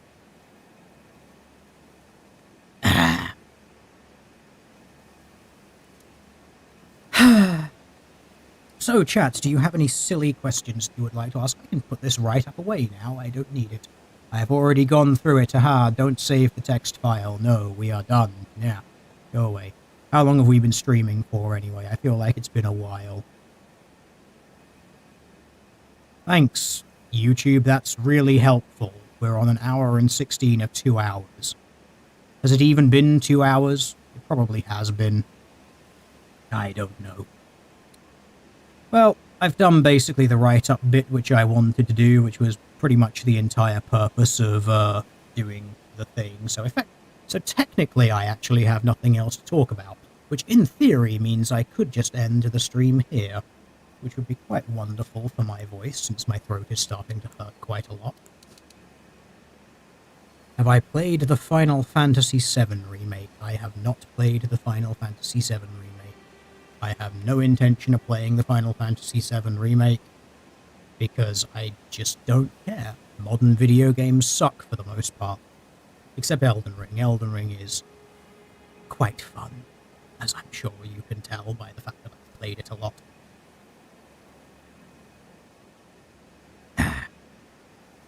There is actually one thing which I thought could be interesting to bring up, and that is, it's just kind of a silly, non-point thing. But I remember years ago that I made a video, and it was an interesting video, well, I think it was interesting anyway, regarding how much people like or dislike people, you know, the sort of relative sociopathy of the the tolerant left, the tolerant and the virtuous people who like to tout that they have all of the empathy and all of the sympathy and blah, blah, blah, blah, blah for people and whatnot. Because I stumbled upon a comment, and it was a very interesting comment and very revealing of basically an insane level of psychopathology that people like that have. I can't remember which video it was on, but it was on a video that was in disagreement with something that I'd said. And I remember this comment because of I just sort of got to the end of it and was like, wow, you are actually like a proper vile sociopathic level of person. Because it was something along the lines of, they mentioned, they did the standard, oh my god, this guy is such a moron and I hate his voice sort of thing, which is like, okay, that's not an argument, but whatever, you're entitled to your dumb opinions. But the end of it was something like, oh, well, I noticed that basically all of the far left people are still on YouTube, and all of the dangerous, evil, reactionary people are not on YouTube anymore, and obviously they never have the moment of realization as to what that actually entails, or what it actually implies regarding which side of the political fence is the mainstream cathedral and which is not. But an interesting part of it was that they specifically mentioned, like, look at Teal'c's Patreon and how it's so small. Because obviously lots of people who are not far left Patreon because of their very obvious and absurd political leanings. And they actually referenced, like, how many people are on it. And this was the part of the comment that made me go like, wow, you are actually a fucking psychopath. Was them saying the idea that this is so many people of this, that the audience has shrunk for this because they wanted to get off the platform. And they actually said it was the idea that he now makes so little money on Patreon that he's destitute makes me smile. And I was like, wow, you are an absolute psychopath. Like, as I've explained to people numerous times regarding my general income from the YouTube and dumb internet videos is, I do this as a hobby, like, it's fun for me, I do it because I enjoy it. I've always told people, like, use adblock, your life will be a lot better. And if you ever find yourself in a scenario where you're like, I want to give money to Teal'c, but I also want to give money to someone else, I've always said, like, look, give the money to someone else. Because for them, it's probably their job. For me, this is just a hobby that I do for fun. So, like, the financial side of this is completely immaterial to me. I do not care about it. It makes absolutely zero difference to me whatsoever. But the idea that this person was looking at effectively a hobby of someone and just being like, ha, you're not making as much money off of something you don't care about making money off of. Like, in my mind, I have created this weird scenario where you're now like this destitute, homeless hobo, and I'm going to laugh and smile about that. And it's like, wow, you are... Like, what an insane way of thinking that is. Like, because there are people that I disagree with on things, but I have never been like, you know, I hope you lose your job and your livelihood and, you know, all of that sort of stuff, and you basically just end up having your life ruined. I've never thought that about any of them. And it's just this idea of, like, I disagree with you, therefore I hate you and want you to die. And it's like, wow, you have some major problems. Like, if that's how you perceive things. And, like, the reason that it amused me was because many years ago I made a video, and it was something along the lines of, like, loving or hating your enemy and things like that. And I actually pointed out in that video that I don't hate people with whom I have disagreements. I just think that they're wrong. Like, I either think that they're wrong because I'm able to find objective information that disagrees with what they're saying, or I might think that they're wrong because of a philosophical difference or a moral difference or things like that. And it's completely healthy for people to disagree about things for reasons of, say, philosophy or opinion or morality. And it's normal to have those disagreements and to basically be able to talk them out. Like, that's fine, that's normal, that's healthy. I have never, like, wished death or harm or, you know, financial, physical, or otherwise to any of those people. And it's just like, what is wrong with you to have that idea about something? You're just like, I disagree with your opinion on something, I dislike what you're saying, I hope you fucking die about it. Like, man, that is some messed up thought patterns right there. Doesn't surprise me at all, because, you know, there's that meme which has gone around for the longest time of, talking about these far-left socialist types of, you know, they want you, like, dead, like, in a ditch somewhere, your property taken away, your children, like, destroyed, raped, and all of this stuff, and they think it's fun. And it was just like, yeah, that is completely true, based on just seeing that as a sentiment. It's like, yes, these people are actually sociopaths who actually hate you. Like, they actually are completely on the side of, you know, I hate you and want you to die. Like, it's... Like, I was taken aback by seeing that sentiment, because I have never seen a sentiment like that expressed by any people in comment sections on my videos. I have never seen anyone basically be at the point of, I hope this person loses their livelihood and basically is completely destroyed and ruined on, like, financial or social levels or anything like that. And I suppose it's basically just a difference in the overall sides of things, like what you would loosely call the so-called right of YouTube, which is literally basically anyone who isn't the far left. I have never seen a sentiment like that, ever. I've only ever seen it coming from the far left. It's so alien to me, this idea of, like, I don't understand how someone could think like that about someone. Just like, I disagree with you, therefore your life should be destroyed. But, you know, when you look at, like, the doxings and the deplatformings and all of that sort of stuff, it comes from that side. I've never heard of, say, people on the right politically or in the centre politically, like, going after left-wingers' jobs, for instance, or going after progressives' jobs. Like, I'm sure it's happened, because there's always a small number of people like that, but it seems like it's a behaviour that is generally, like, frowned upon. Like, you know, don't try to ruin people's lives over differences of opinion, because it's fine for people to disagree. Like, there are some things in life that you're going to disagree with people on because it's differences of, say, philosophy or opinion or general morality. It's not, you know, not every disagreement that you have with someone is going to be an objectively quantifiable disagreement over something like that. It's such a bizarre way of looking at things. Yes, as someone said, this is a sad part, is that's probably why a large part of why they win. Well, possibly. But it's... yeah, it's just so bizarre. Like, to see that, just to be like, actually wanting your political opposition to just be so in such a bad way like that, and celebrating it, like laughing about it and taking glee in this weird straw man concoction that you've created about them.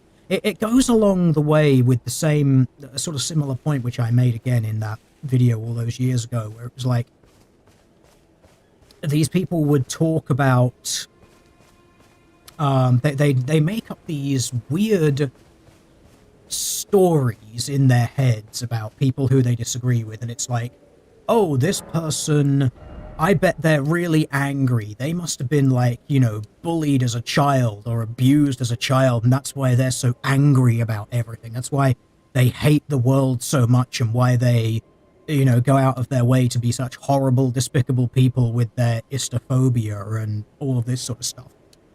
And it's like, hang on, you keep touting yourself as this, like, empathetic, caring person. Like, oh, I care so much, I'm so virtuous because I care about... Excuse me, I care about all of these things. I care about all of these people and all of this stuff.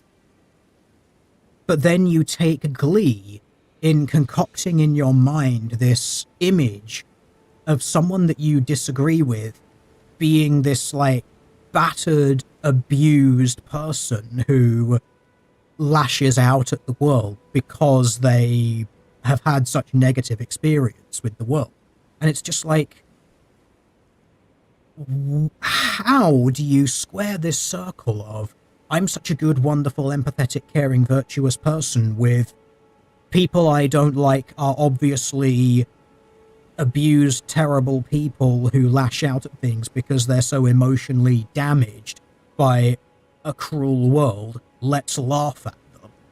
Like, it's, if you're this caring, empathetic, you know, wonderful, virtuous person, if you genuinely encountered someone who is, like, socially stunted or socially damaged by repeated negative, abusive interactions or repeated negative interactions with something like that, like, if you actually are a caring, empathetic person, you wouldn't take glee in that. You would look at that and you would say, okay, like, I can, like, I may disagree with the anger that you're expressing and things like that, but, you know, I understand why you have that. You know, we can work through. But instead, no, it's just like, no, I'm just going to take glee in this weird straw man concoction where someone that I disagree with must be like this ultra miserable, you know, they hate their life and all of this sort of stuff. It's such a bizarre way of looking at it. Yeah, as chat says, it's, they will imagine anything they can so they can feel justified in whatever they do. That's what makes them so dangerous. Yeah, it's when you see a person and you basically just imagine, this person is like the worst thing ever. They are just this terrible, awful person and all of this sort of stuff. You know, it does allow you to justify doing atrocious things to them. It's kind of the first step towards dehumanizing people. You know, you imagine them as being these, you know, Hitlerian terrible people, and therefore any atrocity that you enact against them suddenly becomes justifiable. There's another interesting point from chat. As someone who was bullied, I have pretty easy time spotting them, the absolute worst of the cry bullies that call themselves victims as they destroy you over minor disagreements. Yeah. People like that do drive me nuts. It's like, again, like you claim to be this, like, caring, loving, empathetic person, but so much of what you're doing is basically just like, you're a terrible person because I said so, and you're being horrible to me and terrible to me when you're doing no such thing. But that they're the kind of people who do the you know, you get the very heavily pro-GLB people who are basically like, if you disagree with something, like all of the controversy around the so-called Don't Say Gay bill, even though the word gay is not in that bill at all, it's like, if you literally just read the lettering of it, it is inappropriate for adults to discuss effectively sexual things with children for whom the developmental age it's inappropriate because of that, and therefore we need to explicitly ban that. And people were just like, this is an attack against the GLB community. It's like, okay, it's fascinating that you think that banning adults talking about things relating to sex with children, or talking about their sex with regards to children, is going to be damaging to this sexual orientation. That is a fascinating position to express, because it almost sounds like there's something about that orientation having an especial interest or need or desire to talk about things regarding sex with people for whom it is an inappropriate thing to do at their age. But they're the kinds of people who look at things like that and say that this is literally like genociding us, it's going to kill us, it's going to destroy us, and you just want us to die. It's like, no, we don't. We just want you to not talk about things with children when it's inappropriate to talk about those things with children.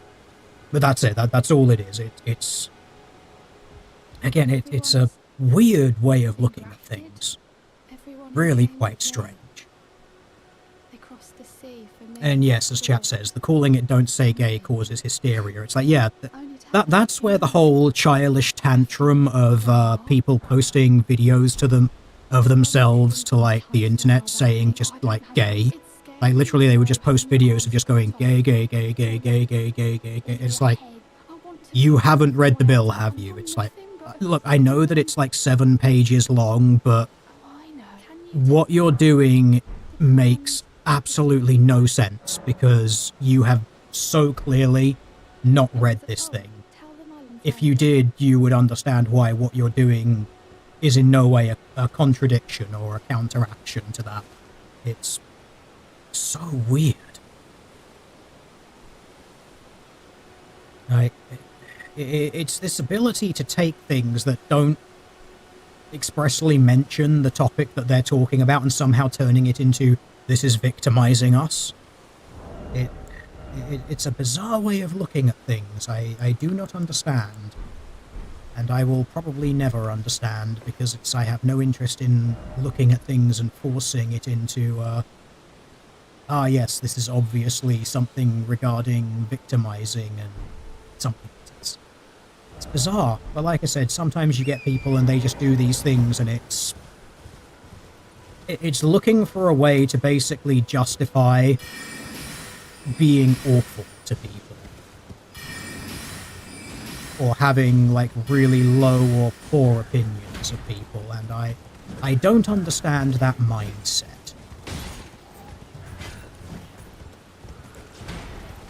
I'm gonna punch people from the back of my horse, because that's what pros do. Oh, anyway, chat, while we are here, I suppose I can put us back in the Ask Me Silly Questions thing. Because I'll do this for... we'll do another half hour, I guess. Screw it, we'll go to 5 o'clock. I can force my voice to last that much longer. Even though I really shouldn't. You can probably hear my voice is going horribly wrong.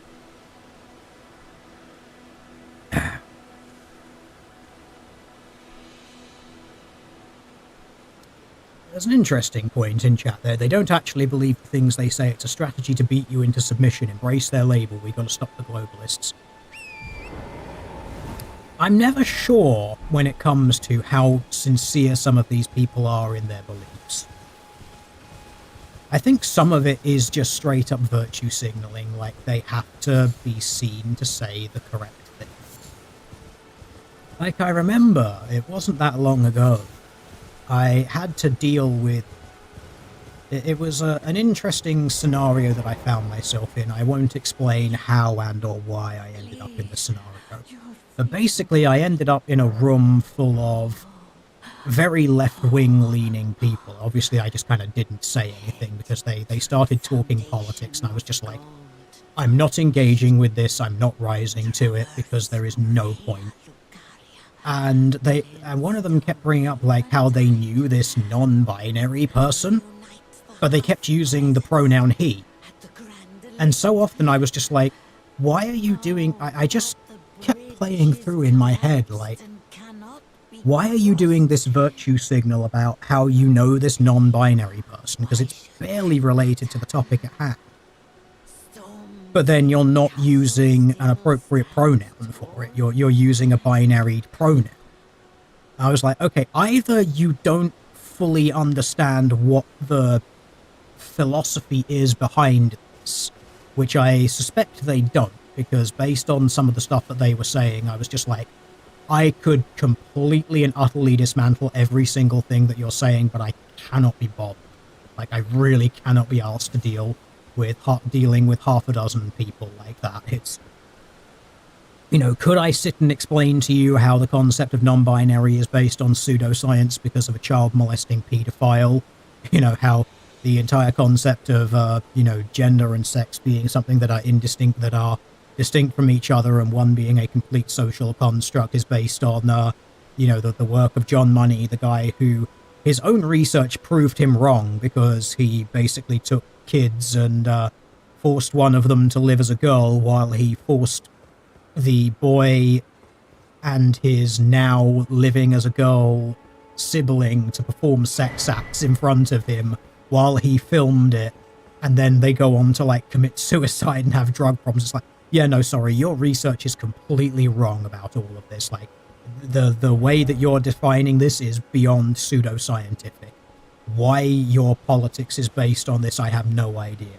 And it's like, okay, I could sit and explain all of this stuff, but I just can't be bothered. Like, I really have no patience to just sit and explain this to you, because you're going to pull out whatever mental gymnastics it is to, you know, continue believing the stupid shit that you believe. But it was kind of like, do you actually understand the thing that you believe? Because if you buy into this, they're non-binary, then you should not be using a binary pronoun, but you are. And so I was basically just sort of sitting thinking, okay, yeah, this is like 100% a virtue signal. Like, you know that you're in a room that you think is friendly to your left-wing belief, and to be fair, it was, for the most part, but it was a weird scenario.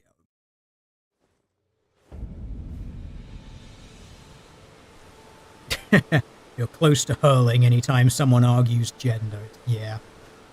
This is why I've just started just like, no, I'm not gonna use a gendered pronoun, I'm gonna use a sexed pronoun. Because they can't argue against that. It's like, no, I'm not calling you a he or a she because of gender.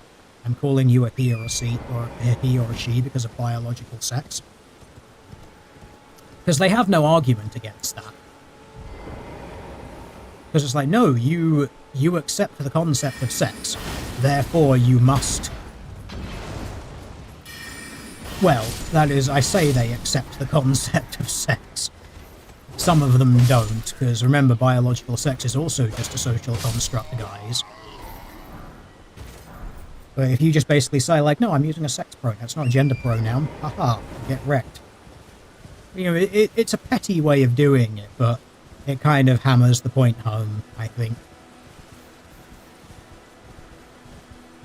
Someone is at a point where they see far-left crazies as evil and satanic, it's like, yeah...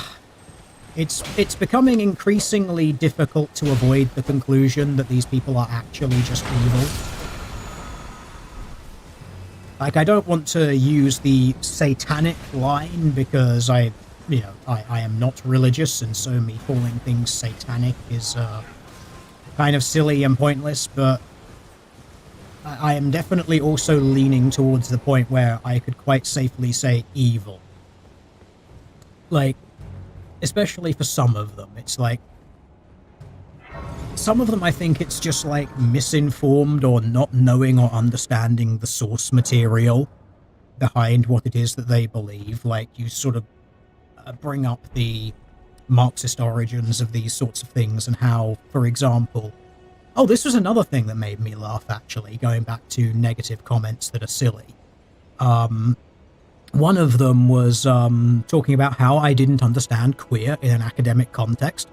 Now, I'll forgive the person for not knowing the future because it was a couple of year-old comment, but I laughed because I saw that, and then I remembered, like, all the stuff when I went into queer theory and the academic stuff behind it on Honey Badger Radio, where it was literally like, no, queer theory is an inherently Marxist deconstructionalist belief. They use the term queer to both mean differentiating from the norm, but they also use it in the context of being a complete and utter dismantling of the hegemon of normality, and therefore being an inherently deconstructionist identity. And obviously I had a write-up about that, and it, you know, going through it lasted I think a couple of hours or something like that on that live stream. And it was just fascinating. It's like, no, every single time you come up to things like this, it's like, no, I actually do understand these things, and I really think that people on the anti-progressive side, or people who oppose the progressive ideas, so many of them seem to have a more and better understanding of these ideas than the people who hold them, which is kind of sad, but in many ways not actually surprising, because I find that a lot of them sort of have this wishy-washy, barely an understanding of the idea that they're espousing.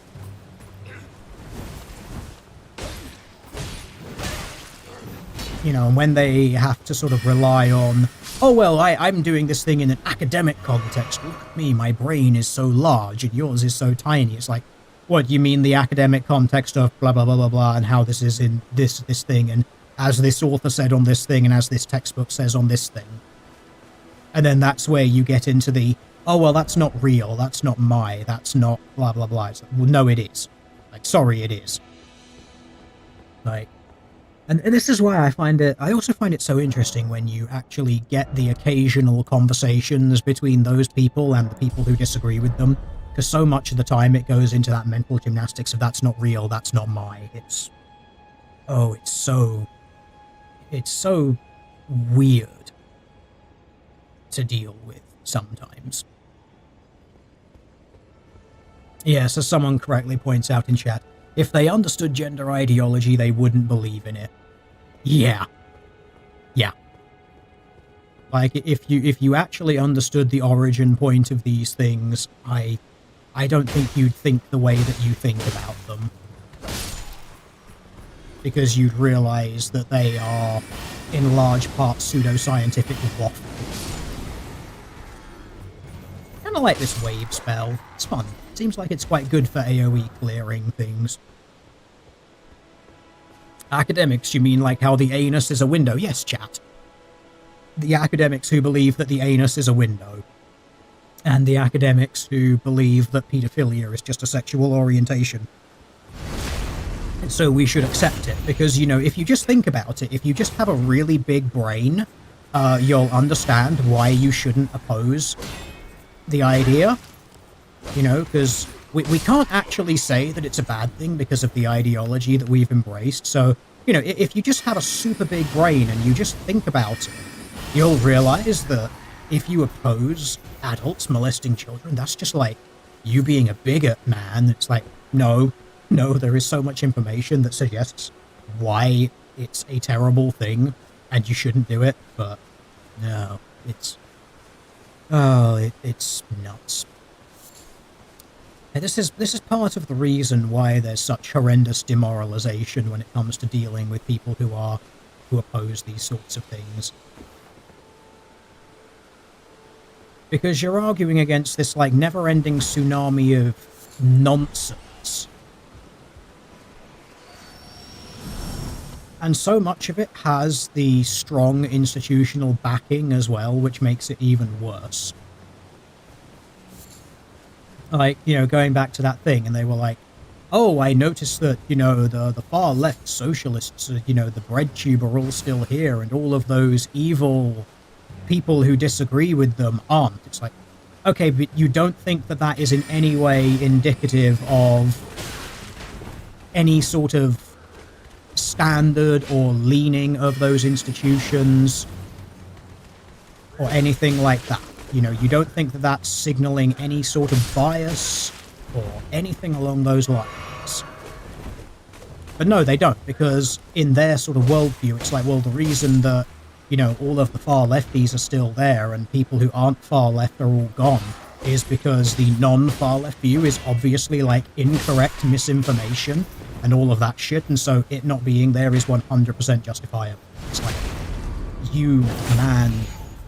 I would love to, just get you inside an MRI machine, because, like, I have never seen a pretzel-shaped brain, and I just want to see what's going on inside your skull. I genuinely would like to see a pretzelized brain, because It's fascinating. Oh no, the skull with the rune is going away. Ah. Wow, you can like straight up football these things around. That's hilarious.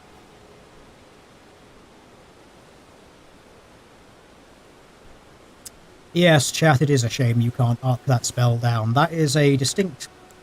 I didn't know that that was the case, but it's very interesting that that is the case.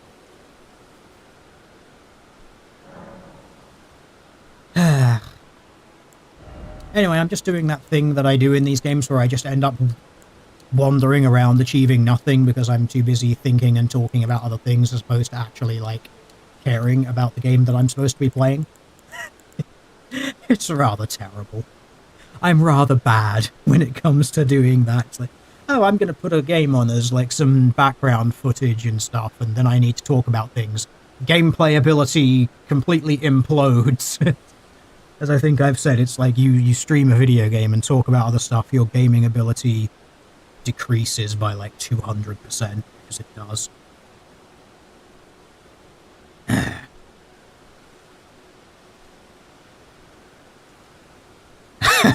Have I ever accidentally booted one off a cliff? Yes, I have. It's funny when that happens, like the physics in some of these games is just fun. I love them, they're great. You just get, like, slightly balked physics in video games. It makes them so hilarious. I really can't remember what you're supposed to do at this point in this game anyway, because I just rushed through the early part of the game so early on. Their brain might be an Ouroboros made feces. That's an interesting way of looking at it. Although what I will say is, when it comes to a lot of these people, and I think it's something that needs to be said and needs to be acknowledged and sort of hammered in a little bit, because it's a mistake that people make, and it's one that I've warned against numerous times, and that is, don't think that the people who hold these ideas are stupid, because they're not. Like, in order to pretzelize your brain in so many weird and wonderful directions, you can't be stupid and do that. Like, a lot of them are... They're smart, but they're misinformed about things. They have sort of wrong... They just sort of have a wrong idea, and a lot of them fall into definitely what you would call the midway case. But it's kind of like, they're clearly not stupid because they can sort of come up with some interesting points, like interesting ways of looking at things. But it's just wrong. And you can't mistake wrongness for lack of intelligence. Like, that's a very big mistake to make. And it was part of a point which I brought up to, who was it? It was, oh yes, I remember. Your request thing. But it was a point that I brought up. I think it was, yeah, it was Carl Benjamin all those years ago when he was failing spectacularly with his UKIP endeavour. And as I pointed out to him, it's like, look, you can't just go around thinking that people of the political class are stupid. And I gave my reasoning and evidence. It's like, no, like, a lot of these people hold degrees from quite esteemed universities like Cambridge. Some of them have PhDs and whatnot. They're not stupid people. Like, they might be wrong, you might disagree with them, but don't make the mistake of assuming that they're stupid. Because underestimating a political opponent of yours is, or just any opponent, is a fantastic way to set yourself up for failure in a huge way. And to put it into a very, well, slightly pretentious way of looking at it, you know, remember what Sun Tzu said about it, you know, don't underestimate your opponent no matter how tempting it may be, you know, don't presume that you're going to win, don't do any of this stuff, you know. If you underestimate people, you know, that is basically the first step towards sowing the seeds of your own demise.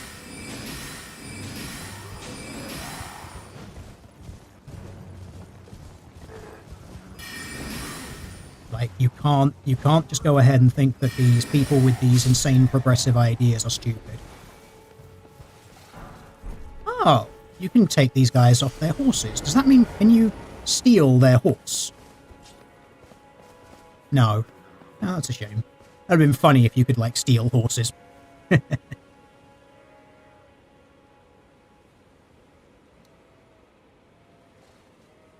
As chat correctly points out, scientists at the cutting edge have been wrong almost certainly since forever, and we almost exclusively remember the times they finally got things right. Yes. And this is sort of very topical to the modern time, you know. Trust the science, believe the experts and all of that stuff, and then it's like, yeah, but what if the experts and the scientists are wrong? We have plenty of examples of them being wrong. In fact, that's sort of one of the things that's been so contentious over the last couple of years is, you know, experts, scientists, you know, all of these very smart people just saying things which are later turned out to be wrong. And it's like, well, in some cases, they just have an opinion that is informed by some piece of information. And then another piece of information comes out that countermands it. And it's like, this is the hypothetical ever-sharpening blade of science, is just smart people can be wrong about things. You know, the incorrectness of the smart person is in no way a commentary on their intellectual ability.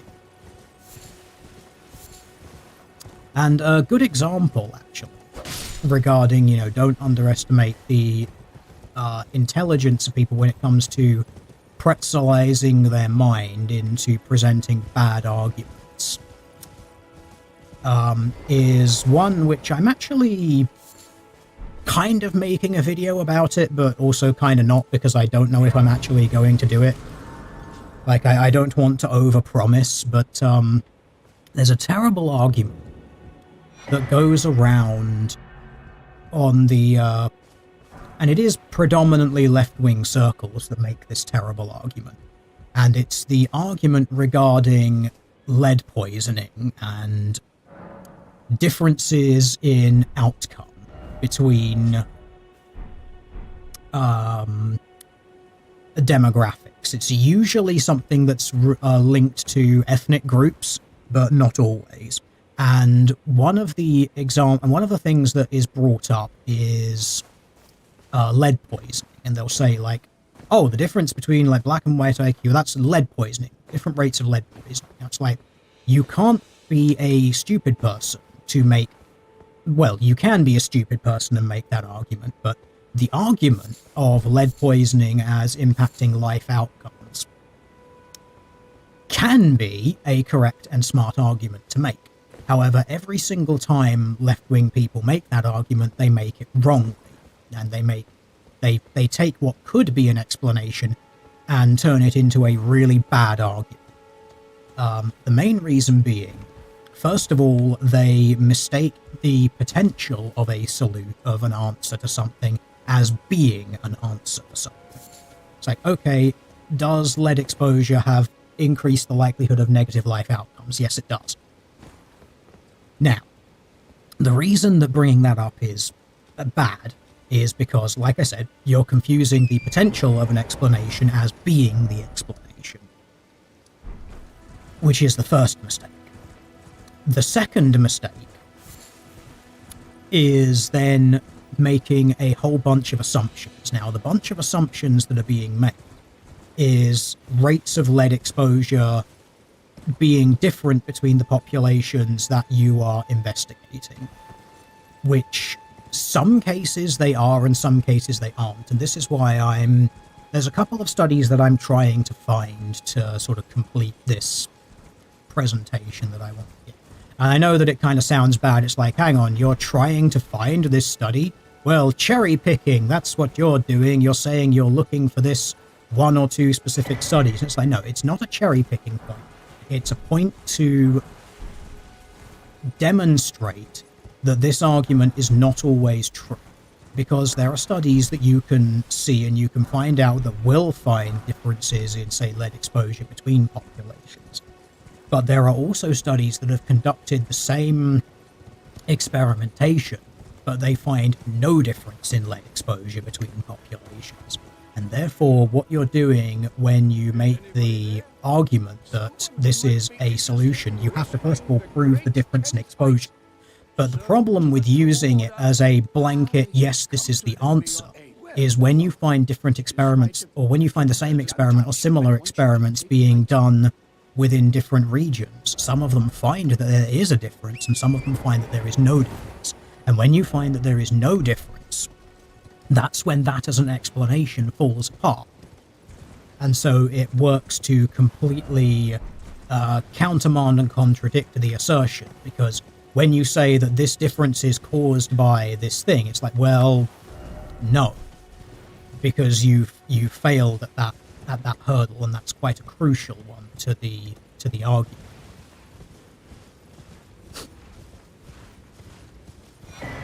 And that's sort of one of the things that I want to bring up in that, and why I want to find those particular studies, because it's like, first of all, you have to demonstrate the difference. You have to then demonstrate the causality between the two. It's like, basically, it's like, okay, the argument that you're making could be correct, but the way you're deploying it, and every single time you deploy it, you do it wrong. And another major problem with the lead exposure argument is, and this sort of ties into the depending on what area you look at and when you find, you know, similar rates of exposure or different rates of exposure between different areas. Oh, how do I want to phrase this? I'm not sure how I want to say it. It's... I have it better explained for the script that I'm working on. I'll just wait until the video is done, if I actually ever get around to doing it. But it's like, it's seeing people using what could be an argument, but basically screwing it up every single time. And that's what I mean by another case of, you can't look at people and basically just be like, you are wrong, and therefore use the you are smart and or dumb because of rightness or wrongness as an argument. Because it doesn't work like that. There are plenty of wrong arguments that are incredibly smart. You know, there's that phrase of, you know, ideas so intelligent and so well thought out, but so wrong that only an academic could believe. You know, that's sort of a paraphrase of a somewhat common observation here. There are arguments so bad that only very smart people can think them. But one of the things that made me want to prompted the sort of, I am really seriously considering doing the video on that, was actually the reason that one of the main prompts for it is, I will admit, somewhat petty, but it was just funny. Like, it was one of those funny things. Because it was a clip where one of the terrible brainlet bread tube streamers made the lead argument. In this case, it was Vorsh. And he made a statement. It was something along the lines of, I guarantee you lead exposure has a correlation between a list of crimes, and one of them was, you know, rape. And the slightly petty part of me that just wants to slip this into the video was, I found a study which looked at criminality as correlated to lead exposure, and they actually said every crime had a correlation to it except rape. And I just burst out laughing when I read that, because it was like, you've made this assertion that there is a correlation between like lead and rape, and it was like, actually, like, the first study I found on it was actually everything but, like, everything other than the thing that you asserted was true, which was just, man, that made me laugh quite hard. It was just, okay, that's funny to me. But that's basically a case of, like, why you don't Wikipedia scholar your way through these things and don't make a bunch of horrendous assertions based on things that you have clearly either read nothing about, or you've read about them enough to create an argument about them, but the argument that you're creating is going to be wrong because you don't actually fully understand the topic that you're talking about. It's like you have some understanding of the topic, but your understanding is very limited and hamstrung by basically a lack of understanding of the fullness and the full extent of the topic, which sort of brings me neatly back to that, having to talk about the academic use of the term queer and whatnot, and how you get the people who end up making bad arguments about things and having to basically resort to, that's not real, that's not that's not blah blah blah blah blah. It's like, because it's like you have some understanding of the topic, but your understanding of the topic is not as good as you think it is. It's more like I read a Wikipedia summary of it and now think I'm an expert on it, or I had a few lectures on it at university and now think I'm an expert on it. It's like, no, there's plenty of other stuff. There is a whole heap of other stuff to this which is very important, and you have missed, like, almost all of it. And, it's just funny when it's like people make basically off-the-cuff assertions on things, like basically like, no, I know what I'm talking about on this topic, and it's like, the first thing that you find on it is actually like, no, actually the exact opposite of what you just said was true. Like, you made a pretty big assertion on this, and the first thing that I find that talks about it is like, actually the polar opposite of your supposedly informed opinion on the topic. And I just found that funny. And like I said, I know that it's like kind of petty of just like, you're using a really bad argument here, but it's like, I just want to slip that in because it amuses me.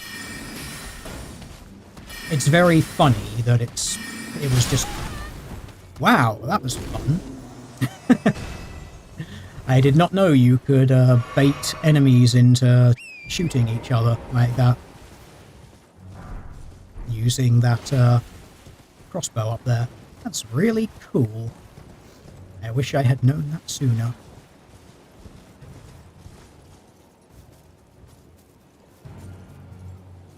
As chat correctly points out, you keep using that word. I do not think it means what you think it means. Yes, that was very much where the queer word came in with the academic use of it. And it's like, no, it's like, you see, you talk about how putting this word in this academic term, and it's like, actually, when you put it in the academic term, it becomes so much worse. Like, it's so much worse than you think it is.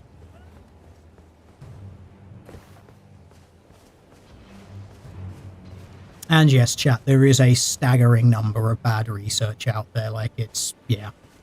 I mean, that's part of the foundation of the replication crisis, isn't it, in the soft so-called sciences?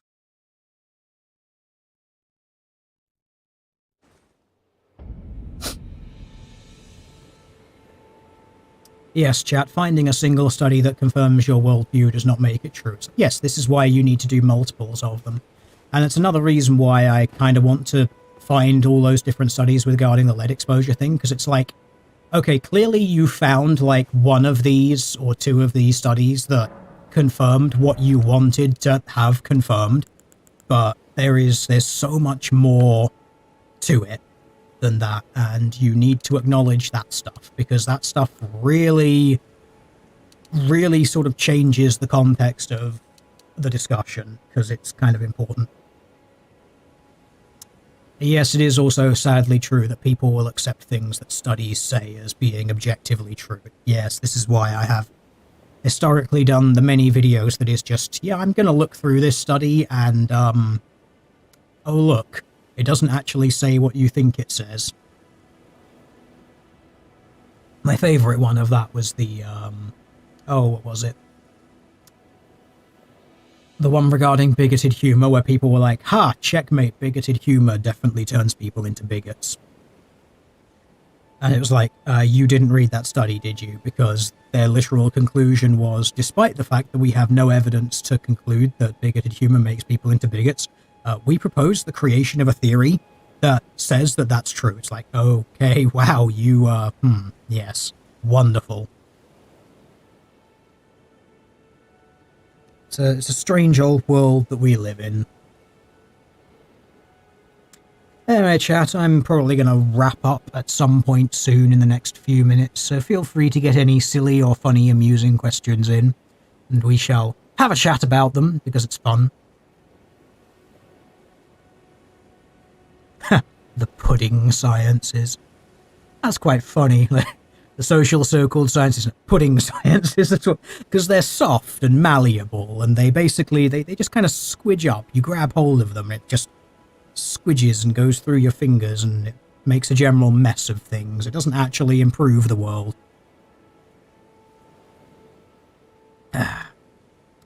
No wonder the left are humorless. Well, remember, humor is bigoted, don't you know? It's a strange world that they live in, where they genuinely think that humor, like, informs people's worldviews, even though it's like the opposite of what objective information we have on it. So, no, people don't use humor to inform their worldview or anything like that, but okay. If you want to live in the world where the jokes turn the people into Nazis, that's fine. Just be aware that that ain't real life.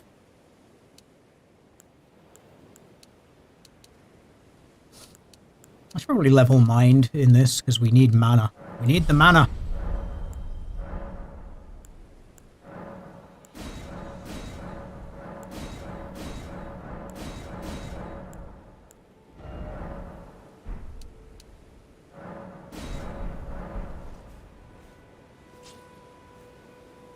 You missed the study reading videos. Well. My time is regrettably limited these days, and my motivation is also limited, so... yeah, I will get back to doing things at some point. It's just, I need to spend a while just laughing at things. That's what the I Can't Even News is for. I just want to laugh at things for a while. Yeah, just mock the stupidity, because, yeah. There's a lot of stupids at the moment, and I'm kind of at a point where it's like, I could address this seriously, but actually, what is the point? Because, like, the points that you're making are so obviously and profoundly wrong on the face of it, I don't think it even needs serious addressing. I know that mockery isn't exactly constructive, but, you know, it's fun and entertaining.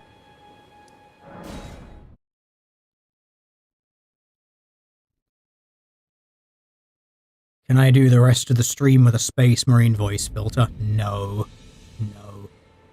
My voice will die trying to do that. Doing the actual Space Marine voice, it's not just modulation, I have to actually do things with my voice as well. In order to do that, I do not have the energy to do that right now.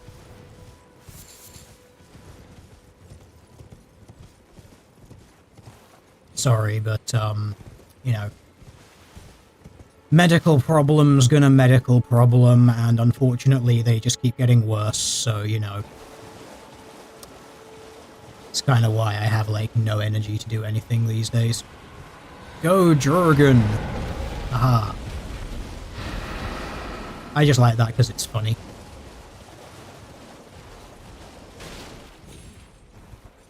Honest question, how are you doing mentally and physically? As someone with shit health, I have noticed the negative effects of coof lockdowns and am worried it was the same for you. No, I'm fine, really. There's not a whole lot that's changed. It's basically just chugging over, continuing as it ever was. Yeah. I suppose it depends sort of what circumstance you're in, but if you're someone like me who has sort of physical limitations and a lot of the disability is basically physical, having excuses to not have to go outside is actually really quite helpful. Because it's like, ah, good, all of these lockdowns and having to work from home, cool. I have to walk around less now. That's actually quite wonderful. So it really hasn't actually been that much of a problem. As for, like, having to deal with dumb people asking dumb questions and, like, stupid world insanity, like, that is, I think, I suppose the term black pilling springs to mind, but that's been the case for so many years now. It's just like, yeah, that's more of the same. So there's really no difference. I have been very also concerned about, like, other people regarding these things, because when you get people who are very extroverted and they sort of lose the ability to go outside and socialize and do all of this stuff, it's going to have way more of an impact on someone like that. Like, I'm sort of quite an asocial, introverted person anyway, so it's like, you can't go and socialize with people. Oh no, don't take away my ability to whatever, I don't care. It's like, I try to avoid dealing with people anyway because I'm fairly asocial. You know, it's like, I have friends, I see them anyway, I talk to them as it is, so not having to go out and deal with, like, random strangers, this is only a good thing as far as I am concerned. So really, there's no negative impact. But for people who like that sort of thing, yeah, I can see why that would cause them, you know, problems. Yes, COVID absolutely is driving people more into echo chambers. You've seen the sort of negative side of that with regards to things like vaccination efforts and mandates. Like, you've seen people absolutely losing their mind to other people about it, and people losing friendships and family members over decisions like that. Like, fairly basic but personal decisions, like, do you want to take this medication? It's like, sorry, people have a right to say yes or no to medical procedures. Like, the idea that people, like, lose friends and family members and contact with them and things like that is so sad. Like, it's really quite depressing. And ultimately, it is their choice, but it's like, why would you throw away, like, years or perhaps even decades of friendship or family ties over something like that?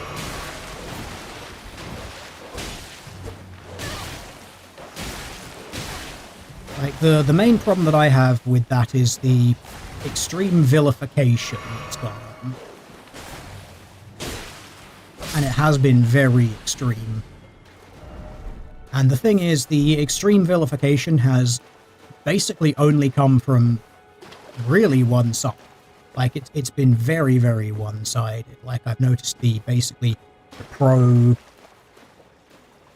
pro-mandated medication people have been so much more vile in how they deal with people who oppose that than the other way around. I mean, literally all you have to do is go to, like, Reddit pages like Herman Cain Award, which is just, it's ghoulish, frankly. These people who are basically looking at people who they call anti-vaxxers. It's like, these people aren't anti-vaxxers. Like, I have not seen them basically saying that vaccines, like, people shouldn't have vaccines, or the vaccines are bad, or that they don't work, or anything like that. The consistent through line that I see amongst the so-called anti-vaxxers is that they are concerned about a lack of long-term safety studies. Like, that seems to be it. That seems to be the major through line. And it's like, that, like, I don't see how that is an unreasonable thing, because it is objectively true that there are no long-term safety studies. Like, there can't be, because time is linear. It's impossible. But the idea of basically taking that and turning it into some ghoulish display of, I'm happy that this person died because they had a concern regarding safety.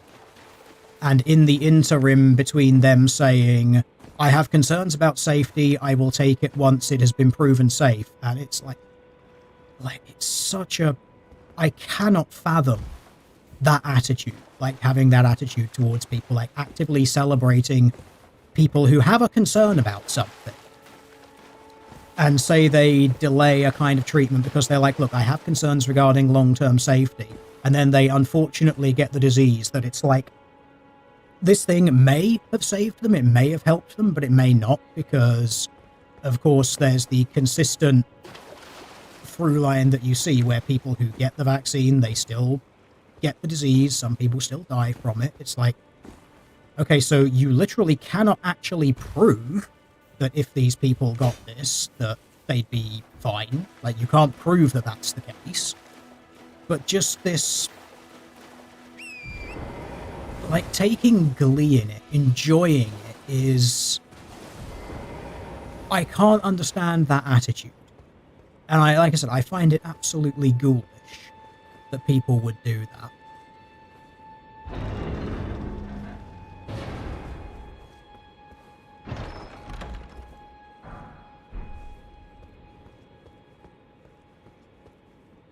Yes, chat, support the current thing. The current thing is the most important thing. You know, remember, like, the current thing, masks don't do anything, they're pointless, you shouldn't get them, don't buy masks, because healthcare workers need them, even though they don't do anything. Oh no, masks do everything, we need to mandate them, people should wear them all the time, wear them at home, wear them in your car, wear them when you're alone, wear them when you're 5 miles away from the next living human being. And now we're back to, well, technically they're just facial decoration, you actually need an FFP3. Or an N95 or the equivalent in order for it to do anything, so whoopsie, and it's like, okay. But remember, just support the current thing. Like, I don't understand how we haven't seen massive hospitalizations of people with whiplash from going from one belief to another belief, and all of these beliefs being like polar opposites to each other. And basically just holding those beliefs because the television told them to. Man, it's a strange old world that we live in. What a time to be alive.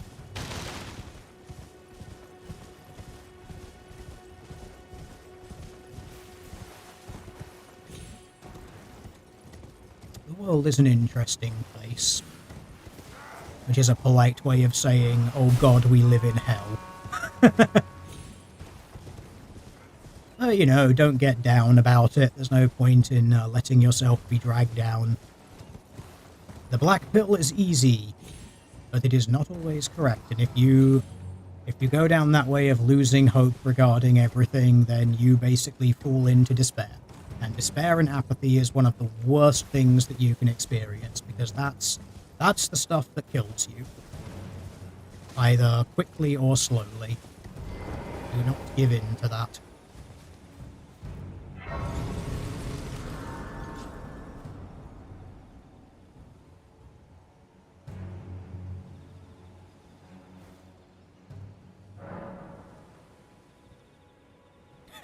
Like with toilet paper. There's no toilet paper anymore. People who hoarded it were smart.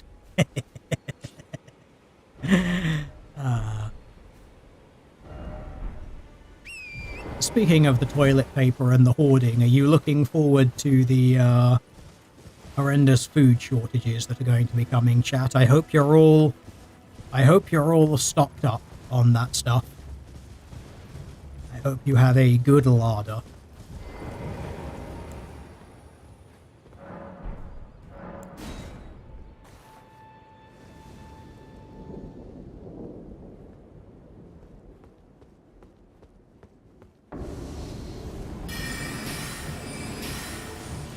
We should be able to do this guy. If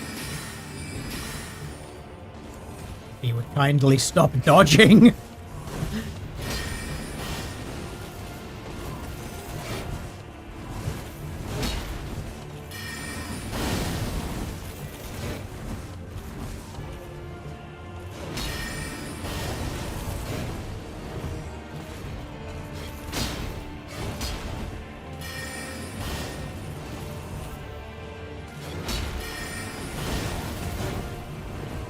We're chipping.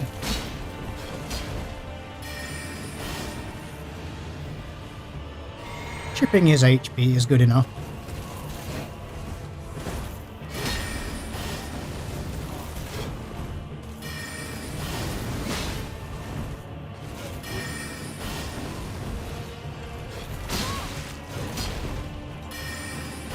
Okay, he doesn't actually hit that hard.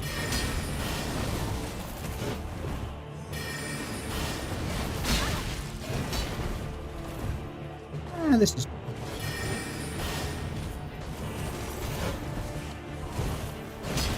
when the camera stops being the extra enemy.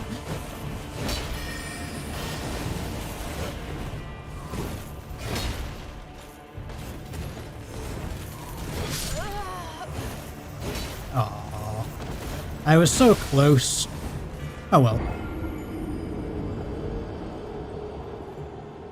Can you eat communists yet? Yeah, you can always do that. I just wouldn't recommend it. Yes, resist the urge to backseat, because I'm not taking this game seriously. I'm just dicking around with this, because I don't care. Like, it was really just an... It was a springboard to talk about other things at the beginning, but now we're just chatting about any old random shit that comes up.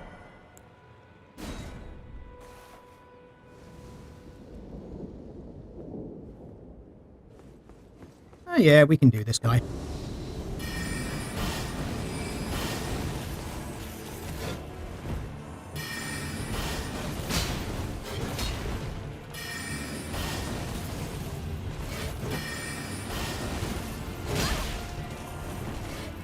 Yeah, the sword actually does hit quite hard.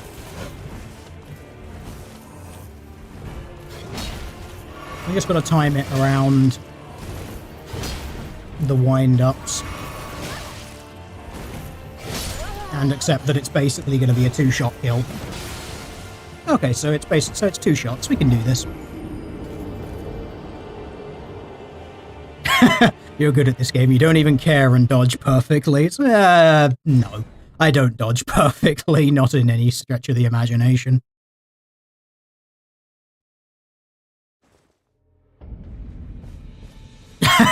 Yeah, that Caleb one where it's like you get ganked by rams. I found that so funny where I was doing something and then suddenly I was getting attacked by rams. I was like, what? Go away. Why are you here? Why are you attacking me? All of the other rams have been bros. Why are you guys being dicks about this stuff?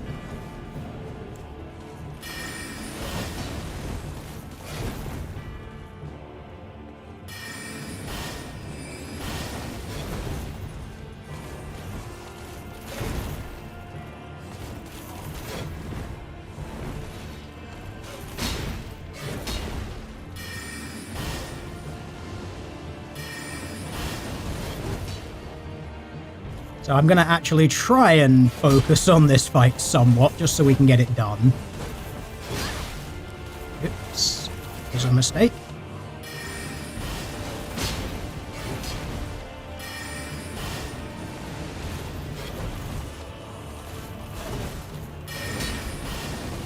I don't think I'm going to bother healing, because it's just going to throw me off the rhythm, I think.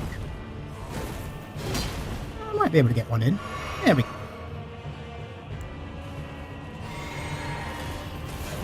Oh, that was wrong.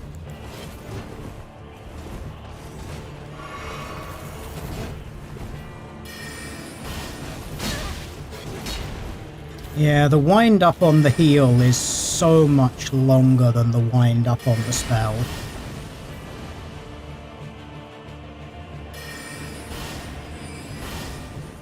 Okay, you can dodge twice in a row.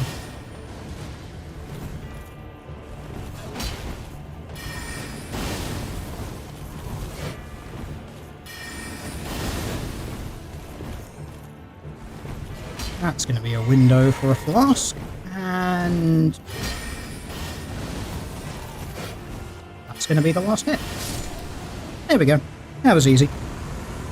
You see, if you just pay attention, you just have a couple of minutes of silence to pay attention on it, and suddenly everything falls into place. There you go. Easy game, easy life. Wonderful. See, it's like, you think my dodging's good when I'm not paying attention because I'm too busy talking to chat. Give me a couple of minutes of, like, actually having to pay attention to something. It's okay, I'm still bad at video games. I got hit. Getting hit is unacceptable.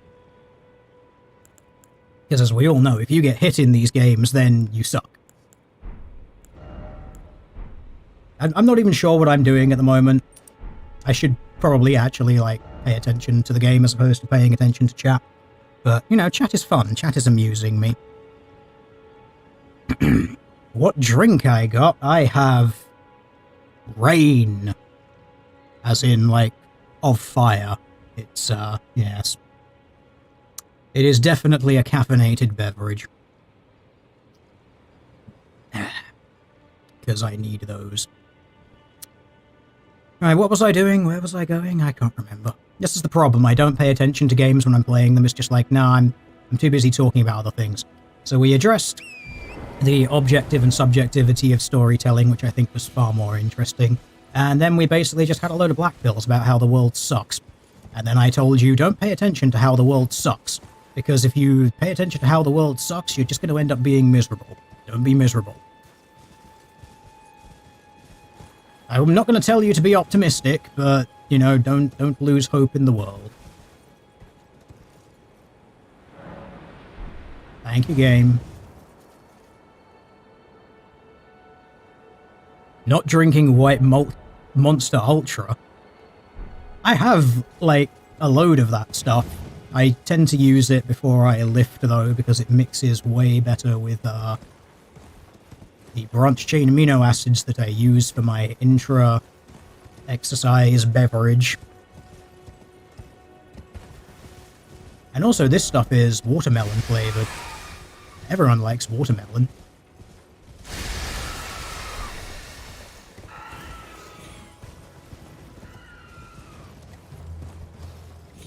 Wondering if I did research into the Aphantasia people. How come they got a black box where others got imagination? I have not done that. It sounded very interesting. You know, that was the, what was it? That was the thing that was prompted by the Twitter thing, the Imagine an Apple, and loads of people on Twitter were like, anyone who says that you see anything in your head is a liar because I can't imagine picturing things inside my head. And that, if I remember correctly, that was one of the origin points of, oh my god, people are basically NPCs, like there are human NPCs in the world.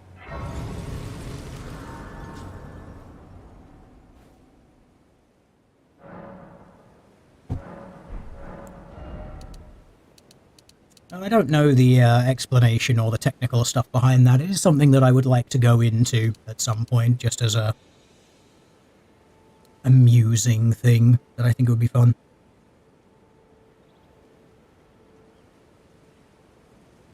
There's an interesting chat there.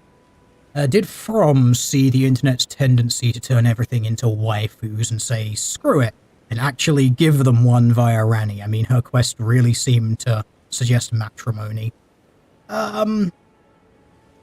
Possibly, but you also have to remember that, you know, marriage and whatnot, people forming relationships and consortery and things like that is a part of life anyway, so I don't know if you want to call it...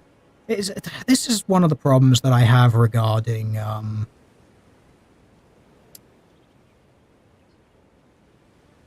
things like relationship and implications of relations and things like that. The discussion regarding this is the sexism within the media and whatnot is has kind of ruined it, because now if it's like you display relationships in video games or movies or something, then it's like, oh, fan pandering stuff, you need to not do that. Like, don't appeal to the fans, you need to appeal to other people, and, you know, things like that. And it's like, yeah, but this is also a part of life that people do, so it's part of sort of the human condition.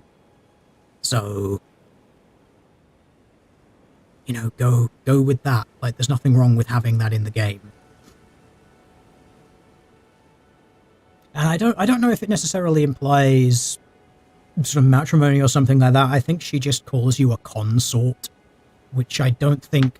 I think there's a variety of ways you could interpret that, but I don't know. I would need to go back and check the voice lines and what stuff is actually said. Sounds like you're experienced. Well, I don't like toot my own horn. Meow, meow, meow, meow, meow, meow. So a question. Looking for strength build with heavy hitters, ideally 2 weapons with different physical damage types, including strike that can be dueled. Suggestions? Why, yes! I have many. Let's go to my other character and I will show you some, because I can.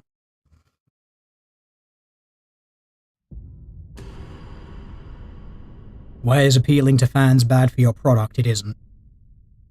There's a point where appealing to your fans can basically be boring insofar as it's like fan bait, and doing things that are too obvious, but yeah, no, there's plenty of reasons to do it. So, cool things that you can dual wield that have different stats and do things differently. So, you want... what kind of weapon do you want? 2 weapons with damage types, including strike. Okay. So, there's plenty of weapons throughout the game that you can choose from. I'm assuming if you want to dual wield things, you're probably going to go slightly larger. Now, all the swords and stuff you can see do standard and piercing damage and slash damage and whatnot. So you basically need to go into the weapon types that aren't limited because of what they are. Like, swords are basically all either standard, slash, or pierce. Maces and hammers are basically always strike. When you go into large weapons and colossal weapons, that's where you'll start seeing the differences in damage types. So, like, let's see. You get things like that, so strike, pierce, strike. You can see hammers is basically always going to be strike damage no matter what. When you go into, like, you can see great hammers here. Now, there is actually, I'm going to show you this because this is a very interesting interaction in this game. Let's just find somewhere boring to go. We'll go here, why not?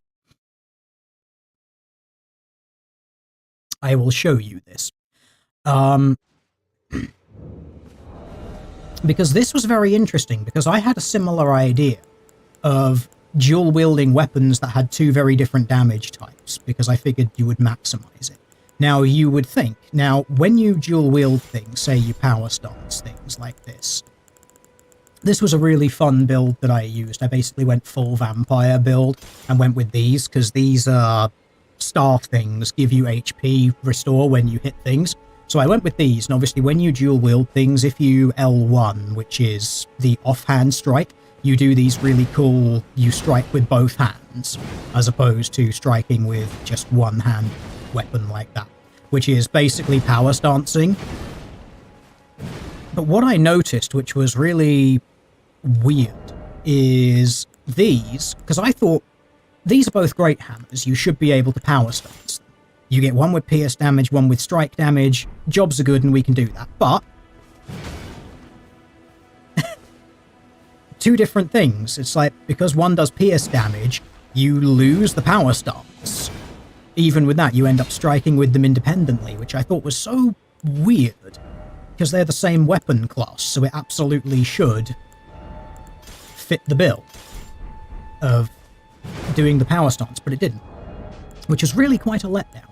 But when the best you can sort of do is go into like colossal weapons and dual wield those, for which you will need a lot of endurance, or you will need to get yourself I'm gonna put my old talisman back, or you will need to get yourself this thing, which gives you extra equip load, or these things that give you equip load, or just wear really light armor. Because when you get into colossal weapons, you see you get ones which do strike standard and strike pierce. Now, you could probably sort of just go with like a standard and a strike pierce and get different damages that way, but the strike pierce depends on sort of what action you make, so you can sort of see that a lot of them are just going to be strike. I think it's only the special ability that pierces, or was it? I can't remember which attack it is with these that does pierce damage. It might be depending on how you swing it, but I can't remember. So that's basically where you're sort of going. So you might just be able to sort of mix strike damage with standard damage is probably the best that you can do with regards to colossal weapons, which is why on this build I've been doing these two. Because you get strike standard, you get scarlet rot, which is the damage over time, and you get blood loss, which is really, really strong on this. What was the other one? Clubby boys are not the same class, isn't always compatible. No, they always have. In order to do proper power stancing stuff, you have to have them in the same class. So like it's got to be 2 hammers, 2 axes, 2 great axes, 2 swords, 2 whatever. You can dual wield whatever you like, but you lose the power stancing ability, which is where you get to tap the L1 button or use the offhand thing, and it attacks with both weapons simultaneously. I'm trying to think if there's other ones. There's some fist weapons that have mixed damage like these. So you get strike and slash, or strike pierce and slash pierce with these. So it's just fist weapons that do this. So you could do like a... Yeah, there's none of them that do standard. So you could do one that's like strike damage, and then one that does pierce in the offhand, like that. And then you are, because they're both the same weapon types, you still get the power stancing thing, which is the same as if you... It's the same moveset as if you two-hand them, like dual-wielding them like this, but with one in the offhand. So this is probably the best way of, like, getting slash pierce and strike like this, so that you can do it that way. The idea is to 2 weapons, and you can two-hand, but also pounce. Yeah, this is the only combination I found where you can get strike slash pierce or standard or something like that, all within one thing. The other one is whips, because there's...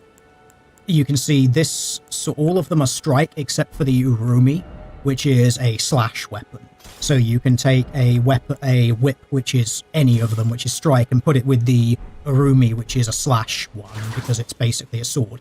The really cool thing, actually, is the Urumi's second attack. The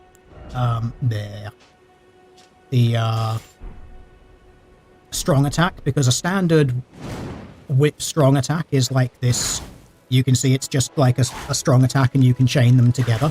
There's a really unique one that the Urumi has, which is where it does this straight spear attack, like that, which can be very confusing for people in PvP, because you hold it and you get that, like, stab at the end, which is like I said, you can confuse people with it in PvP. So you either want to basically get 2 fist weapons, one of which is strike and one of which is pierce, and put those together, or use these whip things. I don't think there's any other classes of weapon other than Colossals where you can do what you're thinking of doing, standard and strike, or strike pierce and things like that. Because I was using the Geezer's Wheel and Rotten Staff to get that specific thing, because I wanted to do the same thing. Like, it doesn't work with those great hammers. Those are ones which I tested. That's probably the next best thing, is using hammers. Because there's one which is strike and strike pierce. Does this... Yeah, these dual wield, these power stance correctly, despite having different damage types. Can't do it with great axes, can't do it with axes, can't do it with twin blades, can't do it with katanas, can't do it with great swords, can't do it with curved swords, you can't do it with those or those. No, standard, pierce, no. Nope. Okay, well, there you go, that answers your question, I hope. Basically, you either have to go with these hammers. The problem is the Scepter of the All-Knowing you don't get until the end of the game, so, you know, there's not much point in trying to build around that, because it's like the boss before the final boss that you get it from, so you won't be able to do it with those. Beforehand, it doesn't work with those. The Rotten Staff, again, you don't actually get until quite near the end of the game. Same with Geezer's Wheel. Geezer's Wheel you get sort of halfway through. The Great Club and the Troll's Hammer you can get fairly early on. Same with the Watchdog Staff, but they're all strike. So... standard... Ah! Okay, so the Axe of Godfrey, this is one which drops from, like, one of the first bosses. So you could do that, and you can get the Watchdog Staff and the Great Club Staff. They're both quite early on as well. So you could totally power stance that for standard and these for strikes. And one of these for strike damage if you wanted to do that. That would work. You could achieve that fairly early. The easiest one to do is definitely Whip and Urumi to match them together, because the Urumi you get at a place called Carrion Manor, I think it is. I'm pretty sure it comes from, like, round here, I think. I can't remember, though, because it's been ages since I picked them up. And the Whip you get fairly early on, because I think the other Whip I got early on this playthrough. So this might be the thing to go with.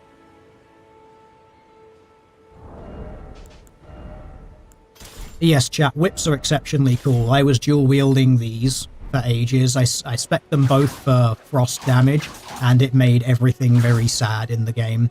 The build I was using for the longest time on this character was this. These.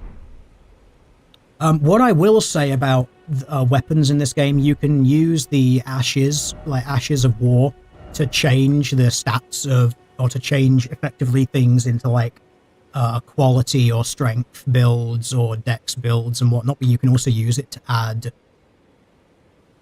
secondary stats like the passive effects. So I got these, which are Venomous Fangs, which you see does poison build-up. I spec them into blood, so you get blood loss and poison build-up. And then I just went with all of these charms. Now, obviously, these come from different playthroughs. The Millicent's Prosthesis and the Winged Sword Insignia. These are mutually exclusive. You can only get one on each playthrough. But I basically just went with both of them, went with this, so Blood Loss in Vicinity, which these cause, give you increased attack damage. This, causing poison, gives you increased attack damage with successive attacks, increased attack damage with successive attacks. And then I donned this piece of headgear here, increased damage with blood loss. So it's like there's two things that give you increased damage with blood loss, and two things that give you increased damage with successive attacks. Two things for increased damage with blood loss, and increased damage with poison as well. And I was just running this for so long. The damage you boost up to is absurd. It is absolutely broken. So, like, you can see the armament damage you get here is 435. So I'm just going to demonstrate the insanity of what you get damage-wise with this. I'm going to go to sort of a fairly end-game bit, and I'm going to try and get the... try and proc the bleed and poison at the same time. You'll know when the bleed damage buff procs because you sort of get this red explosion, and you'll know when the poison does because you'll get this sort of green explosion on your character. So let's see if we can find some enemies that will kill me very quickly, because this area of the game is very brutal. What were we on damage-wise? It was 435. So if I can proc all of this, it takes 3 attacks to proc both of the amulets, the Rotten Wind Insignia and the Prosthesis one. So I need to get at least 3 swings to get them maxed out. And we need to proc bleed and poison. That's the bleed going. That's bleed and poison. Don't die, don't die, don't die, don't die, don't die, don't die, oh god! You're gonna die to Venom. So, we've got all of them procced. We're now doing 690! 690 from proccing the poison buff, the blood buff, and the insignia and prosthesis. So from 435 to 690, like, that is not an insignificant... Oh, and obviously the white mask. That is not an insignificant bleed, or insignificant damage buff. And obviously how fast these things swing, like, you can keep that going basically all the time.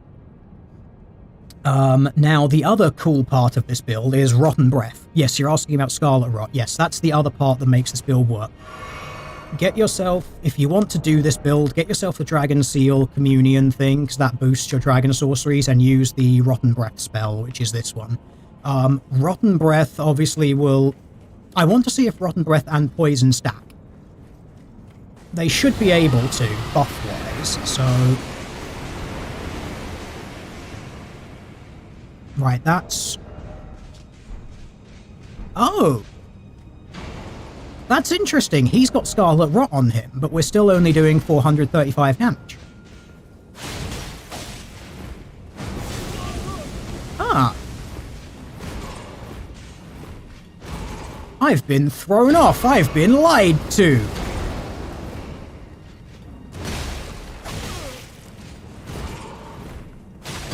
This game has lied to me. I put Scarlet Rot on that guy. You saw his HP ticking down.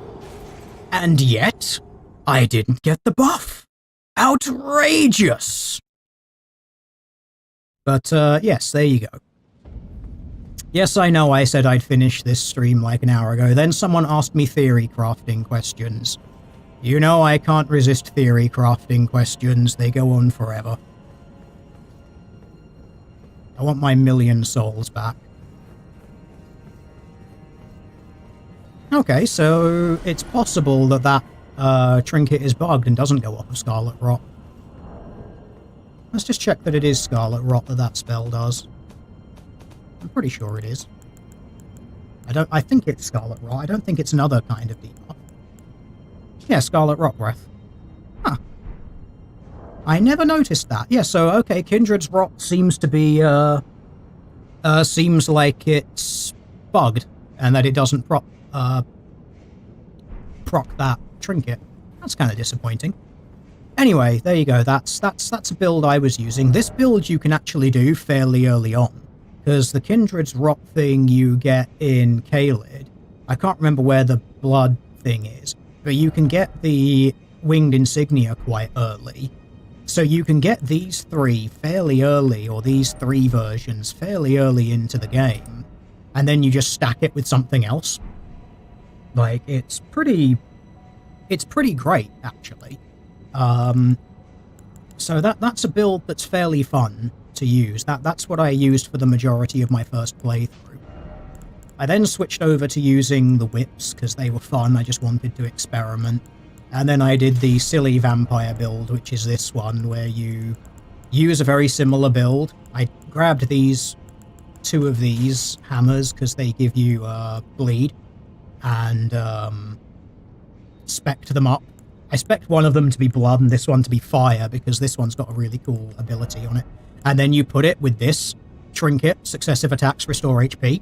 So your weapons restore HP when you hit, your trinket procs and restores HP. It's, you get a lot of HP back using this build, but what I will say about it is a major problem with this build is that the damage spikes that you get, even later on in the game like this, are so vast that the small amount of healing you get from these weapons does not compensate. Like, okay, look, I've taken damage, I'm going to try and proc the heal. You see, that was the heal, that was the trinket going and the weapons, and you can see it did not restore very much HP at all. Let's see if we can proc them again. That was just the weapons. That was weapons and trinket. You can see it's not great at high levels. There's kind of a window of opportunity where this build with all of these heals becomes quite good, but the problem is late game, and this is, I think, the third playthrough, the damage spikes become too much for this to be viable to out-heal, I'm afraid. Which is a little disappointing, but that's life, I'm afraid. But then I ended up just going with this, basically. I didn't bother with that trinket, because The Scarlet Rot is nice, but kind of meh. Like, the major problem that I will say, and this is a problem with this specific trinket, the Kindred's Rot thing, and that is when you rely on the poison buff, like proccing poison on your enemy, to get the damage buff.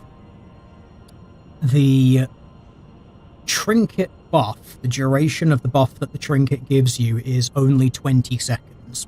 It's the same with the Blood's Expultation thing. The buff lasts for 20 seconds. The problem is the poison debuff on your enemy lasts longer than 20 seconds. And the problem with that means is that there is no way to refresh it until the poison debuff on your enemy has gone. Which basically means if the fight lasts longer than 20 seconds, the buff from Kindred's Rot Exaltation is severely nerfed if the fight is going to last that much longer, or longer than 20 seconds. So be aware of that as a thing. So that's just a thing to keep in mind. Pizza Cutter is a weird weapon. No, Pizza Cutter is the best weapon. It's so very fun. I will show you what makes this weapon so very fun. I will probably die demonstrating this because it doesn't stagger these enemies as much as you need to in order to not be murdered by... In fact, I should probably just go to a different place. I'll go somewhere easier where I won't be immediately murdered for doing this. I'm trying to think where would be the best place to go for the demonstrating. Screw it, I'll just do it here. The fun thing about this weapon is its ability. You can see Spinning Wheel, which is basically, you literally turn the thing into a freaking chainsaw. And you just hold it in your enemies and make them very sad, because you do that. And they explode in blood, and sometimes you can just basically stun lock them into oblivion by doing that. It doesn't always work, because some enemies will poise through it. But it's so fun.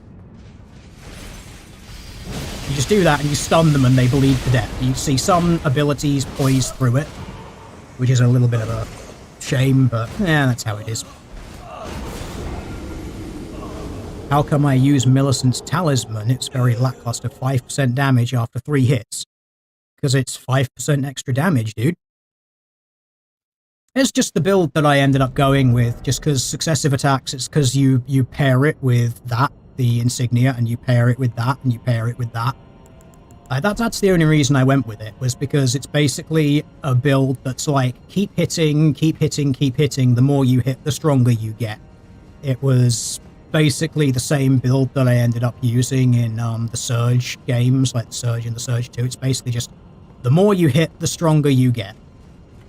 Because, you know, doing that is always fun. So yeah, there you go. Amusing things. I hope this has answered your theory crafting question regarding mixing your damage types, and this is a silly build that I came up with just because it was fun, and why the hell not? So there you go. I'm going to wrap the stream up now anyway, because I have to go and feed my kittens, but they are very important. Becoming OP is fun until you suffer ennui from being OP. Yes, that was very much the second playthrough until you get to the end boss. And then you realize the massive damage spike, and you're like, oh, life sucks.